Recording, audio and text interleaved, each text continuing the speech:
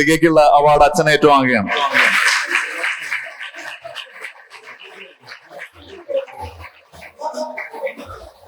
Yes, ബാക്കിയുള്ളവർ എത്രയും പെട്ടെന്ന് ഫ്രണ്ടിലേക്ക് വരണം. ആരെങ്കിലും ഉണ്ടെങ്കിൽ പെട്ടെന്ന് വേദിയുടെ ഫ്രണ്ടിലേക്ക് വരണം.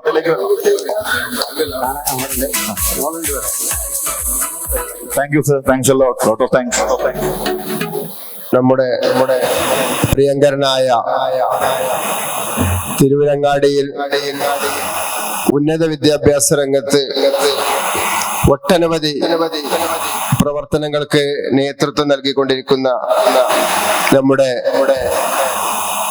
പ്രിയങ്കരനായ MLA KPA മജീദ് സാഹിബ് അവരുടെ, മെർക്കുറിയുടെ എല്ലാമായ NR എന്നറിയപ്പെടുന്ന നൂറുദ്ദീൻ സാർ, മനോരമയുടെ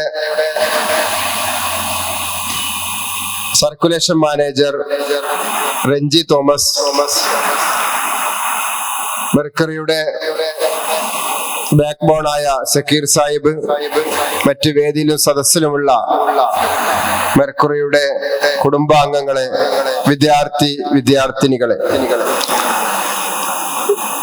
മലപ്പുറം ജില്ല, കേരളം ഉന്നത വിദ്യാഭ്യാസ രംഗത്ത് പ്രത്യേകിച്ച് നീറ്റ് JEE മേഖലകളിൽ ഇന്ത്യയിൽ തന്നെ ഏറ്റവും കൂടുതൽ വിദ്യാർത്ഥികളെ പ്രാപ്തരാക്കുന്ന ഒരു ജില്ലയായി മാറിയിട്ടുണ്ട്. അതിന് സാന്നിധ്യം വഹിക്കുന്നതിന് വേണ്ടിയാണ് ഇന്ന് ഈ സദസ്സിലും നമ്മുടെ വിദ്യാർത്ഥികൾ ഒത്തുകൂടിയിട്ടുള്ളത്. കോട്ടക്കലാണ് ഇന്ത്യയിൽ തന്നെ ഏറ്റവും നല്ല വിദ്യാഭ്യാസ ഹബ്ബ് എന്ന് രേഖപ്പെടുത്താവുന്ന ഏറ്റവും കൂടുതൽ കോച്ചിങ് സെന്ററുകളുള്ള ഒരു പട്ടണം എന്ന് പറയുന്നത്.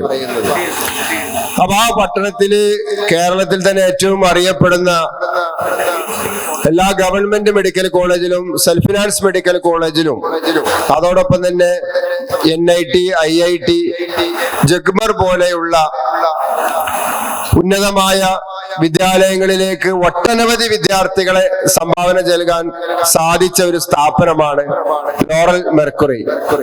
അതിന്റെ കഴിഞ്ഞ കാലങ്ങളിലുള്ള പ്രവർത്തനങ്ങൾ, അതിന്റെ അലുമിനികൾ ഏറ്റവും നന്നായി പെർഫോം ചെയ്ത്, അതോടൊപ്പം തന്നെ ഈ സെന്ററിന്റെ ഒരു പ്രത്യേകത, കേരളത്തിലെ ഏറ്റവും നല്ല ഫാക്കൽറ്റികളായ അധ്യാപകരാണ് ഇതിൽ പ്രവർത്തിച്ചു കൊണ്ടിരിക്കുന്നത് എന്നുള്ളത് കൊണ്ട് തന്നെ ഏറ്റവും നല്ല ഫാക്കൽറ്റികൾ ഉണ്ടാകുമ്പോഴാണ് ഏറ്റവും നല്ല റിസൾട്ട് നമ്മുടെ വിദ്യാർത്ഥികൾക്ക് നേടിക്കൊടുക്കാൻ സാധിക്കുക.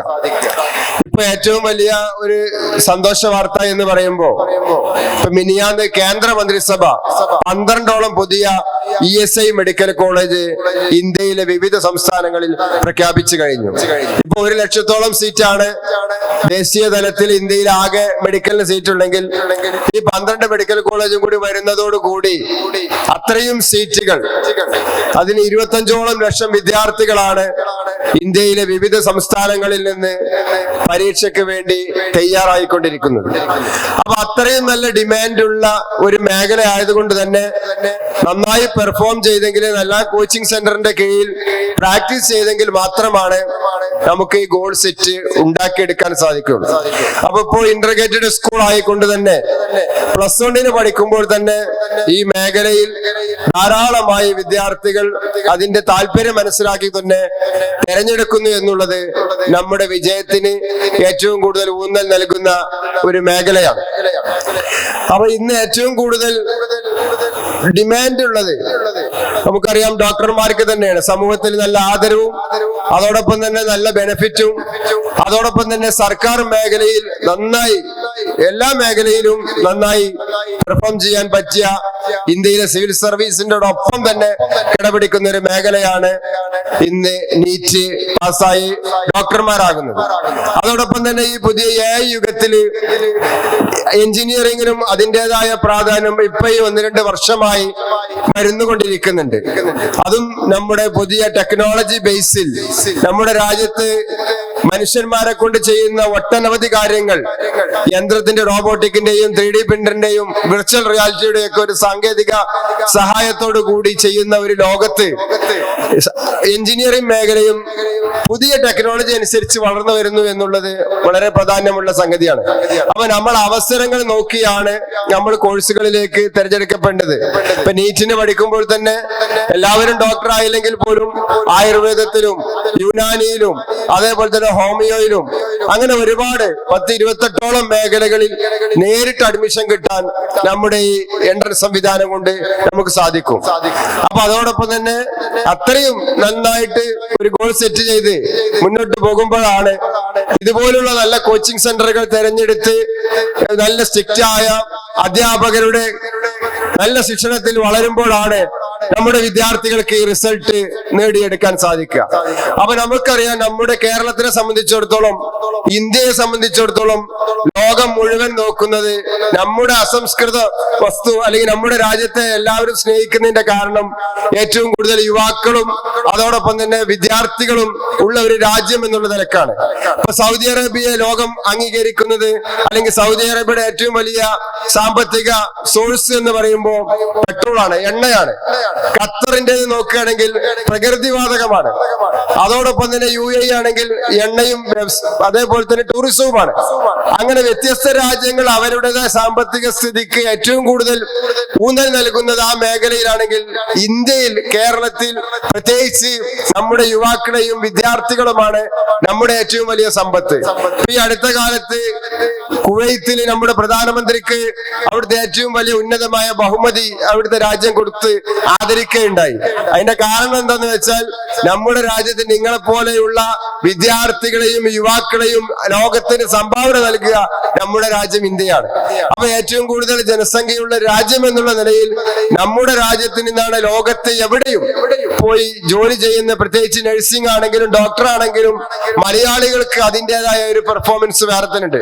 ഇപ്പൊ ഈ അടുത്ത കാലത്ത് ജർമ്മനിയിൽ നിന്ന് വിദഗ്ധമായ സംഘം നമ്മുടെ കേരളത്തിലെ തിരുവനന്തപുരത്ത് സെക്രട്ടറിയിൽ മുഖ്യമന്ത്രിയുമായി ഡിസ്കഷൻ ഉണ്ടായിരുന്നു.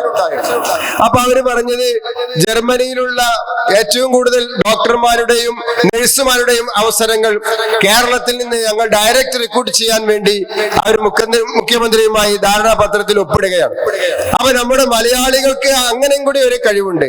മറ്റുള്ള സ്റ്റേറ്റിനെ അപേക്ഷിച്ച് അവരുടെ പെർഫോമൻസും പഞ്ച്വാലിറ്റിയും അതേപോലെ തന്നെ പുറത്തു പോയാൽ മലയാളി നന്നായി പെർഫോം ചെയ്ത് ജോലി ചെയ്യുന്നുള്ളത് കൊണ്ട് ലോകത്തിലെ എല്ലാ സ്ഥലത്തും മലയാളിക്ക് അതിൻ്റെതായ ഒരു സ്ഥാനമുണ്ട് എന്നുള്ളത് നമുക്കറിയാം. ഇപ്പൊ അടുത്ത ദിവസം ഞാൻ ഖത്തർ സന്ദർശിക്കാൻ ഒരു അവസരം ഉണ്ടായി. അവിടെ കുറച്ച് സ്കൂളുകളൊക്കെ സന്ദർശിച്ചപ്പോൾ ആ സ്കൂളിലൊക്കെ ഒരു 95% വർക്ക് ചെയ്യുന്നത് നമ്മുടെ മലയാളികളായ ടീച്ചേഴ്സാണ്. അപ്പൊ മലയാളികളെ ഞാൻ മാനേജ്മെന്റിനോട് ചോദിച്ചു, എന്തുകൊണ്ടാണ് നിങ്ങൾ മലയാളികളെ മാത്രം, ഒരു ഇന്റർനാഷണൽ സ്കൂളൊക്കെ ആകുമ്പോ ലോകത്തിലുള്ള വിവിധ രാജ്യങ്ങളിലുള്ള അല്ലെങ്കിൽ ഇന്ത്യയിലുള്ള മറ്റ് സംസ്ഥാനങ്ങളിലുള്ള ഫാക്കൽറ്റികളെ നിങ്ങൾ ഉപയോഗപ്പെടുത്തുന്നില്ല എന്ന് ചോദിച്ചപ്പോൾ മലയാളികൾ ഉണ്ടെങ്കിൽ അത് കഴിച്ചിട്ടാണ് ഞങ്ങൾ മറ്റുള്ള ആളുകളൊക്കെ സെലക്ട് ചെയ്യാറുള്ളത്. മലയാളികൾക്ക് ആ നിലക്കുള്ള ഒരു പെർഫോം അല്ലെങ്കിൽ ഒരു മാർക്ക് അല്ലെങ്കിൽ ഒരു ഗ്രേഡ് പൊതുവെ ഞങ്ങൾ സ്ഥാപനങ്ങളിലൊക്കെ കാണുന്നുണ്ട്. അപ്പോ അതുകൊണ്ട് തന്നെ നമ്മൾ ഇവിടുന്ന് പഠിച്ചു പോകുന്ന കുട്ടികൾക്ക് ഇവിടെയും പുറത്തും, പ്രത്യേകിച്ച് യൂറോപ്യൻ കൺട്രികളിലൊക്കെ അല്ലെങ്കിൽ ആഫ്രിക്കൻ കൺട്രികളിലാണെങ്കിലും US-ലാണെങ്കിലും UK-യിലാണെങ്കിലും ധാരാളമായി അവസരങ്ങളുള്ള ഒരു കാലത്താണ് നമ്മൾ ജീവിച്ചുകൊണ്ടിരിക്കുന്നത്. നമ്മുടെ നാട്ടിലെ അവസരങ്ങൾ കുറവാണെങ്കിൽ പോലും പുറത്ത് ധാരാളമായി ചാൻസുകളുണ്ട്. അപ്പൊ നന്നായി പഠിച്ച് നന്നായി എൻട്രൻസ് എഴുതി നല്ല ശിക്ഷണമുള്ള അധ്യാപകരുടെ കൂടെ നിന്ന് പ്രാക്ടീസ് ചെയ്യുമ്പോഴാണ് നമുക്ക് ഇതിനുള്ള അവസരങ്ങൾ ഉണ്ടാവുക. അതുകൊണ്ട് തന്നെ ഞാൻ എന്റെ അധ്യക്ഷ പ്രസംഗം നീട്ടിക്കൊണ്ടുപോകാൻ ആഗ്രഹിക്കുന്നില്ല. ഇനിയും ഒരുപാട് വ്യക്തിത്വങ്ങൾ ഇവിടെ പ്രസംഗിക്കാനുണ്ട്. അതോടൊപ്പം തന്നെ നമ്മുടെ മോട്ടിവേഷൻ സെഷൻ തുടരാനുണ്ട്. നിങ്ങൾക്ക് എക്സാം ഉണ്ട്. അപ്പൊ നന്നായി വിവിധ എക്സാമുകളിൽ അറ്റൻഡ് ചെയ്യുമ്പോഴാണ് നമുക്ക് എക്സാമിൻ്റെതായ പ്രാധാന്യവും അതോടൊപ്പം തന്നെ കൂടുതൽ മാർക്ക് സ്ക്വയർ ചെയ്യാനുള്ള അറ്റ്മോസ്ഫിയറും നമുക്ക് ഉണ്ടാവുകയുള്ളൂ.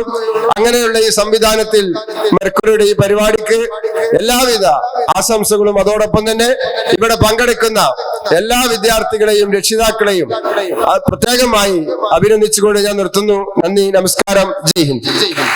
ഈ പരിപാടിയുടെ അധ്യക്ഷ പദവി അലങ്കരിക്കുന്ന Laurel Mercury chairman Shri Abdul Majeed Manissery. ഇനി മെർക്കുറിയുടെ സാരഥ്യം വഹിക്കുന്ന സക്കീർ നൂർദീൻ അടക്കമുള്ള ഇതിൻ്റെ പ്രവർത്തകരെ, സ്നേഹം നിറഞ്ഞ വിദ്യാർത്ഥിനികളെ, മലയാള മനോരമയും ലോറൽ മെർക്കുറിയും ചേർന്ന് നടത്തുന്ന ഒരു സംരംഭമാണ് ഇപ്പോൾ ഇവിടെ നടക്കുന്നത്. ഇതിനായി ഇവിടെ ഒരു മോട്ടിവേറ്റിംഗ് സെഷൻ അല്ലെങ്കിൽ മോട്ടിവേഷണൽ സെഷൻ ഇപ്പോൾ ഇവിടെ നടന്നുകൊണ്ടിരിക്കുകയാണ്. അതിനിടയിലാണ് ഈ ഉദ്ഘാടന ചടങ്ങ് ഇപ്പോൾ ഇവിടെ നടക്കുന്നത്. ഇതിനുശേഷം ഒരു ടെസ്റ്റ് നിങ്ങളെ കാത്തിരിക്കുന്നു. ഇപ്പോ ഇവിടെ എനിക്ക് മുമ്പ് സംസാരിച്ച ഉദ്ഘാടന പ്രാസംഗികനായ ശ്രീ KPA മജീദ് മാഷും അതുപോലെ തന്നെ നിങ്ങളുടെ ലോറൽ മെർക്കുറിയുടെ ചെയർമാനും ഇവിടെ സംസാരിച്ചതുപോലെ എനിക്കും ഒരു കാര്യം മാത്രമേ പറയാനുള്ളൂ. ഏറ്റവും അധികം ഹ്യൂമൻ റിസോഴ്സസ് കേരളത്തിൽ തന്നെ ഉള്ള ഒരു ജില്ലയാണ് മലപ്പുറം. മലപ്പുറത്ത് ഏറ്റവും അധികം ഇവിടെയുള്ള ജനസംഖ്യ, ഇവിടെയുള്ള കുട്ടികൾ, ഇവിടെയുള്ള മാനുഷിക വിഭവശേഷി, ഇവയൊക്കെ കേരളം മാത്രമല്ല മറ്റു വിദേശ രാജ്യങ്ങളും അത് പ്രയോജനപ്പെടുത്തുകയും അതിന്റെ പ്രയോജനം കേരളത്തിലും ലഭിക്കുകയും ചെയ്യുന്ന ഒരു സവിശേഷമായ സാഹചര്യമുള്ള ഒരു പ്രദേശമാണിത്. എനിക്ക് വളരെ ചുരുങ്ങിയ കാലത്തെ പരിചയമേ ഈ ജില്ലയുമായിട്ട് ഉള്ളൂ എങ്കിലും ഞാനും ഇപ്പോൾ ഒരു മലപ്പുറക്കാരനാണ്. ലോറൽ മെർക്കുറിയുടെ ഒരു ചരിത്രം പരിശോധിച്ചാൽ +2 കഴിഞ്ഞ കുട്ടികൾക്ക് അല്ലെങ്കിൽ 10th മുതൽ അവര് എഞ്ചിനീയറിംഗ് മെഡിക്കൽ വിദ്യാഭ്യാസ രംഗത്ത് അല്ലെങ്കിൽ അതിന്റെ പ്രവേശന ഘട്ടം മുതൽ എന്തൊക്കെ കാര്യങ്ങൾ നിങ്ങൾ ചെയ്യണം, എങ്ങനെയാണ് ആ ഒരു ഉന്നത വിദ്യാഭ്യാസ രംഗത്തിലേക്ക് കടക്കേണ്ടത്, അതിനുള്ള മാർഗനിർദ്ദേശങ്ങൾ നൽകുന്ന കേരളത്തിലെ തന്നെ ഏറ്റവും എണ്ണപ്പെട്ട ഒരു സ്ഥാപനവുമായി മലയാള മനോരമ കൈകോർക്കുമ്പോൾ ഇന്ന് ഈ ഓഡിറ്റോറിയം ഏതാണ്ട് നിറഞ്ഞ് കവിഞ്ഞ് നിൽക്കുന്ന ഈ വിദ്യാർത്ഥികൾക്ക് ഒരു നല്ല പ്രതീക്ഷയുമായാണ് നിങ്ങൾ എല്ലാവരും ഇവിടെ കടന്നു വന്നിരിക്കുന്നത് എന്നറിയാം. ആ ഒരു ഉത്തരവാദിത്വം മനോരമയ്ക്കും മെർക്കുറിക്കും നിങ്ങളോടുണ്ട്. ഉന്നത വിദ്യാഭ്യാസ രംഗത്ത് ഏറ്റവും അധികം ജോലി സാധ്യത ഉള്ള 2 മേഖലകളാണ് എഞ്ചിനീയറിംഗും മെഡിസിനും.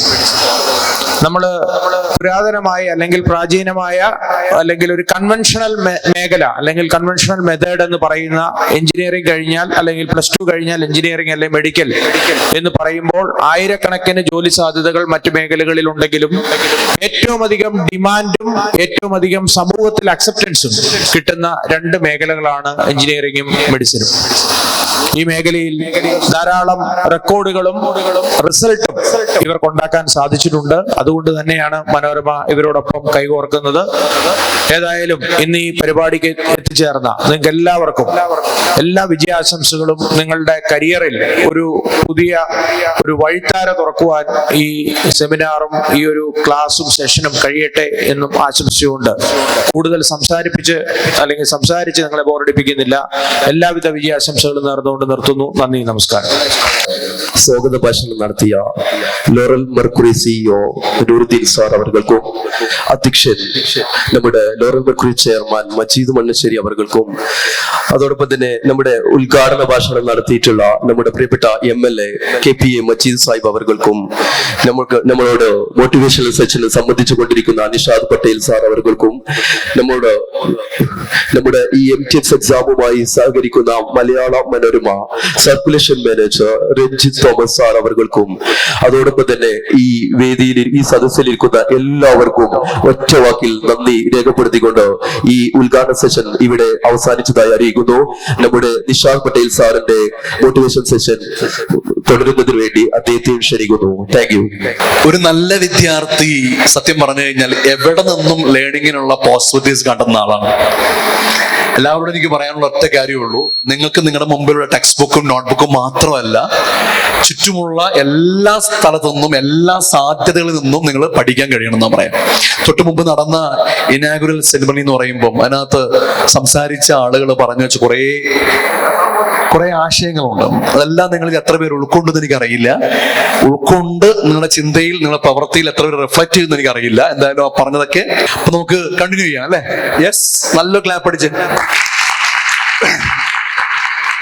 1 2 1 2 3 അടിച്ച്. Good thank you so much. നിർത്തിയ പോയിന്റ് എവിടെ ആയിരുന്നു, ഓർമ്മയുണ്ടോ? Very good. വളരെ അറ്റന്റീവ് ആയ സ്റ്റുഡൻസ് ആണ് കേട്ടോ. I really appreciate you all of you. ഞാൻ അവിടെ സ്റ്റേജിൽ നിന്ന് ഞാൻ പലപ്പോഴും കൈയടിച്ചു. ഞാൻ ആശിച്ചു നിങ്ങളും കൂടെ കൈയടിക്കുന്നു. MLA സംസാരിക്കുമ്പോഴും ചെയർമാൻ സംസാരിക്കുമ്പോഴൊക്കെ ചില കൈയടിക്കേണ്ട മൊമെന്റുകൾ വന്നിരുന്നു. അവിടെ ഞാനിങ്ങനെ നോക്കി. MLA പറഞ്ഞു ഞാൻ പോകുന്നിടത്തെല്ലാം ഗേൾസ് ആണെന്ന് പറഞ്ഞു. ഞാൻ ഗേൾസ് നോക്കി, എന്താ ഇവർ കൈയടിക്കാത്തത്? ഇവരെ കുറിച്ചാണല്ലോ ഈ പറയുന്നത്. നമ്മൾ പോലും അറിയില്ല നമ്മളെ കുറിച്ചാണോ പറയുന്നതെന്ന്. ഓർണം. Yes, shall I continue? അപ്പോ സെൽഫ് ഡിസിപ്ലിനും പറഞ്ഞു നമ്മൾ നമ്മളെ തന്നെ നിയന്ത്രിക്കുന്ന ഒന്നിന്റെ പേരാണ് സെൽഫ് ഡിസിപ്ലിൻ എന്ന് പറയാം. അത് ഇല്ലാത്തതിന്റെ പേരിൽ അപകടം പറ്റിപ്പോയ 2 പേരുടെ സ്റ്റോറി പറഞ്ഞു ഞാൻ വിഷയം മാറ്റാം. Miss or no? Yes, are you all right? Okay, good. ഒന്നാമത്തെ കേസ് എന്ന് പറയുമ്പോൾ എനിക്കറിയാവുന്ന എന്റെ സുഹൃത്തിന്റെ മകൻ, അങ്ങനെ കേരളത്തിൽ അറിയുന്ന ഔട്ട്സ്റ്റാൻഡിംഗ് ആയുള്ള വൺ ഓഫ് ദ ബെസ്റ്റ് എന്ന് പറയാൻ കഴിയുന്ന ഒരു ബിസിനസ് മാഗ്നറ്റ് ആണ്. പുള്ളിയുടെ പേര് പറഞ്ഞാലും സ്ഥാപനത്തിന്റെ പേര് പറഞ്ഞാലും മേ ബി നിങ്ങൾക്ക് അറിയും, അതുകൊണ്ട് ഞാൻ പറയുന്നില്ല. പുള്ളിക്കാരനോട് പറഞ്ഞു, നിഷാദേ, മോന് +2 സയൻസ് പഠിച്ച് പൂർത്തിയാക്കുന്ന മോന് ഏറ്റവും വലിയ ആഗ്രഹം എന്ന് പറഞ്ഞു കഴിഞ്ഞാൽ പൈലറ്റ് ആവുക എന്നുള്ളതാണ്. നേരത്തെ മജീദ് സാറ് പറഞ്ഞു പൈലറ്റ് ആവുന്നതിനെ കുറിച്ച് പറഞ്ഞു. ഓർണം, പൈലറ്റ് ആവുക എന്നുള്ള ആഗ്രഹം. അവൻ തന്നെ നെറ്റിലും മറ്റുമായിട്ട് സെർച്ച് ചെയ്ത് ഏറ്റവും ബെസ്റ്റ്, ഞാൻ എപ്പോഴും നിങ്ങളോട് പറഞ്ഞ കാര്യമുണ്ട്, നേരത്തെ പറഞ്ഞായിരുന്നു, ഓർമ്മൊന്നും അറിയില്ല, നിങ്ങൾ ഞങ്ങളെക്കാൾ സൂപ്പർ ജനറേഷനാണ്, സംശയമൊന്നുമില്ലല്ലോ. ഓർണം എങ്കിൽ one more thing I can tell you, നിങ്ങളെക്കാൾ എക്സലന്റ് ജനറേഷൻ നിങ്ങളുടെ പുറകിലുണ്ട്. നിങ്ങൾ ഞങ്ങളെക്കാൾ സൂപ്പർബാണ്, നിങ്ങളെക്കാൾ എക്സലന്റ് ആയ ഒരു ടീം ജസ്റ്റ് ബിഹൈൻഡ് യു, തൊട്ട് പുറകിലുണ്ട്. അവരെങ്ങാനും നിങ്ങൾ എവിടെയെങ്കിലും ലാഗ് അടിച്ച് നിങ്ങളുടെ കൂടെ ആയിക്കഴിഞ്ഞാൽ, ലോറൽ മെർക്കുറി സയൻസ് പഠിപ്പിക്കുന്നു, എൻട്രൻസ് പഠിപ്പിക്കുന്നു, ഇന്റഗ്രേറ്റഡ് പഠന സംവിധാനമൊക്കെ ഒരുക്കുന്നു. ഞാൻ നിങ്ങളൊക്കെ പറയാ, എത്രയും നേരത്തെ what is your goal, what is your career, what is your plan, what is your aim, അത് ഏതാണെങ്കിലും അതിലേക്ക് എത്ര നേരത്തെ ഒരുങ്ങാൻ പറ്റുമോ അത്രയും നേരത്തെ ഒരുങ്ങണം. സ്വർണം ഇല്ലെങ്കിൽ കുഴപ്പം എന്താന്ന് വെച്ച് കഴിഞ്ഞാല് തൊട്ട് പുറകെ വരുന്നവരടുത്ത് മത്സരിക്കാനുള്ള മത്സരക്ഷമത നമുക്ക് ഉണ്ടായിക്കൊള്ളുന്നില്ല. സ്വർണം ഒറ്റ എക്സാമ്പിൾ ആയിട്ട് പറയാൻ നിങ്ങളുടെ ഒറ്റ കാര്യം, അതായത് നമ്മള് ഈ സോഷ്യൽ മീഡിയയും ഡിജിറ്റലും കാര്യങ്ങളും ടെക്നോളജിയും നേരത്തെ ബഹുമാനായിട്ടുള്ള മെർക്കുറി ചെയർമാൻ പറഞ്ഞ മാറ്റങ്ങളൊക്കെ നമ്മുടെ മുമ്പിലുണ്ട്. സത്യത്തില് ഈ ടെക്നോളജിയും അഡ്വാൻസ്ഡ് ആയ വേൾഡും ഈ ലോകവും കണ്ടുകൊണ്ട് പകച്ചുപോയ ആൾക്കാരാണ് ഞങ്ങള്. നിങ്ങൾ അങ്ങനെയല്ല. സോഷ്യൽ മീഡിയയും ഇൻസ്റ്റഗ്രാമും AI എല്ലാം കണ്ട് ആകെ മൊത്തത്തിൽ ഭയന്നുപോയ ആളുകളാണ് ഞങ്ങളുടെ തലമുറ.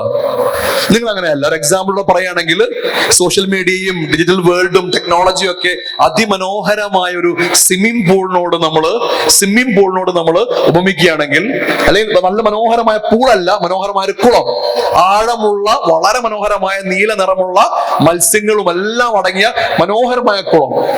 ആ കുളത്തിന്റെ അടുത്ത് പോയിട്ട് ആ കുളത്തിന്റെ ഭംഗി കണ്ടിട്ട് അതിന്റെ ആഴം കണ്ട് പേടിച്ച് ആ കുളത്തിൽ ഇറങ്ങാൻ ധൈര്യമില്ലാണ്ട് കുളക്കടവിൽ നിന്ന് കൈകാലിട്ട് കളിച്ച് ഒന്ന് നനച്ച് മുഖവും കാലും കൈയും കഴുകി തിരിച്ചു പോന്നവരാണ് ഞങ്ങൾ. ഞങ്ങൾക്ക് ആ ടെക്നോളജിയെ പേടിയാണ്, സോഷ്യൽ മീഡിയ പേടിയാണ് ഞങ്ങളുടെ തലമുറക്ക്. പക്ഷെ നിങ്ങൾ അങ്ങനെയല്ല. നിങ്ങൾക്ക് ഒരു പേടിയില്ല. നിങ്ങൾ ആ നീല നിറമുള്ള കുളം കണ്ട് എടുത്തു ചാടി മുങ്ങാങ്കുഴിയിട്ട് അർമാദിച്ച് നീന്തി തുടിച്ചു വരാം നിങ്ങൾ. പക്ഷെ നിങ്ങളുടെ ശേഷം വരുന്ന തലമുറ അങ്ങനെയല്ല. അവരെന്താ ചെയ്തെന്ന് വെച്ച് കഴിഞ്ഞാൽ, അവർ ആ കുളത്തിൽ നിങ്ങളെ പോലെ ചാടി മുങ്ങി കുളിച്ചു, നീന്തി തുടിച്ചു. പക്ഷെ അവരെന്ത് ചെയ്തു? ആ കുളത്തിൽ നിന്ന് സാധ്യമായ അത്ര അളവിൽ മത്സ്യം പിടിച്ച് വിറ്റ് കാശാക്കി. തീർന്നില്ല, അടുത്ത തവണ അവരെന്ത് ചെയ്തു? വീണ്ടും മത്സ്യകൃഷി തുടങ്ങി. ഞാൻ നിങ്ങളുടെ ഒറ്റ ചോദ്യം ചോദിക്കാം. എന്റെ മുമ്പിൽ ഇത്രയും കുട്ടികളുണ്ട്. നിങ്ങളിൽ മിക്കവർക്കും ഇൻസ്റ്റ ഉണ്ട്, മിക്കവർക്കും സ്നാപ്പ് ഉണ്ട്, മിക്കവർക്കും സോഷ്യൽ മീഡിയ പ്ലാറ്റ്ഫോംസ് കൈകാര്യം ചെയ്യാൻ അറിയാം. നിങ്ങളിൽ എത്ര പേർ നിങ്ങൾ സ്വപ്നം കണ്ട കരിയറിൽ, സ്വപ്നം കണ്ട ലക്ഷ്യത്തിൽ, ലോകത്തിലെ ഏറ്റവും നല്ല പെർഫോമേഴ്സ് ആയിട്ടുള്ള ഒരു പ്രതിഭയുമായിട്ട് സോഷ്യൽ മീഡിയ വഴി ഒരു അപ്പോയിന്റ്മെന്റ് ഫിക്സ് ചെയ്തിട്ട്, സാർ ഇന്ന് ഷൈൻ ചെയ്യുന്ന മേഖലയിലേക്ക് എനിക്ക് എങ്ങനെ എത്താൻ പറ്റും, സാർ ഒരു ഗൈഡൻസ് തരാൻ പറ്റുമോ എന്ന് പറഞ്ഞ് അവരുമായിട്ട് നിങ്ങളുടെ കരിയറിന് വേണ്ടി, ലൈഫിന് വേണ്ടി, ഗ്രോത്തിന് വേണ്ടി സോഷ്യൽ മീഡിയ പ്ലാറ്റ്ഫോം ഉപയോഗിച്ച് എത്ര പേരുണ്ട്? ഹലോ, നേരത്തെ പറഞ്ഞ തൊട്ട് പുറകെ വരുന്ന തലമുറ അങ്ങനെ ഉപയോഗിക്കുന്നവരാണ്. ഓർണം നിങ്ങൾ സോഷ്യൽ മീഡിയ ഏറ്റവും കൂടുതൽ എൻജോയ് ചെയ്ത കാലം എന്ന് പറഞ്ഞാൽ നിങ്ങളുടെ 7th ലും 8th ലും പഠിക്കുന്ന കാലമാണ്. കോവിഡ് വന്നപ്പോഴാണ്. ശരിയാണോ അല്ലേ? നിങ്ങളുടെ അനിയനും അനിയത്തിയും സോഷ്യൽ മീഡിയ ഏറ്റവും കൂടുതൽ എക്സ്പ്ലോർ ചെയ്ത് എപ്പോഴാണ്?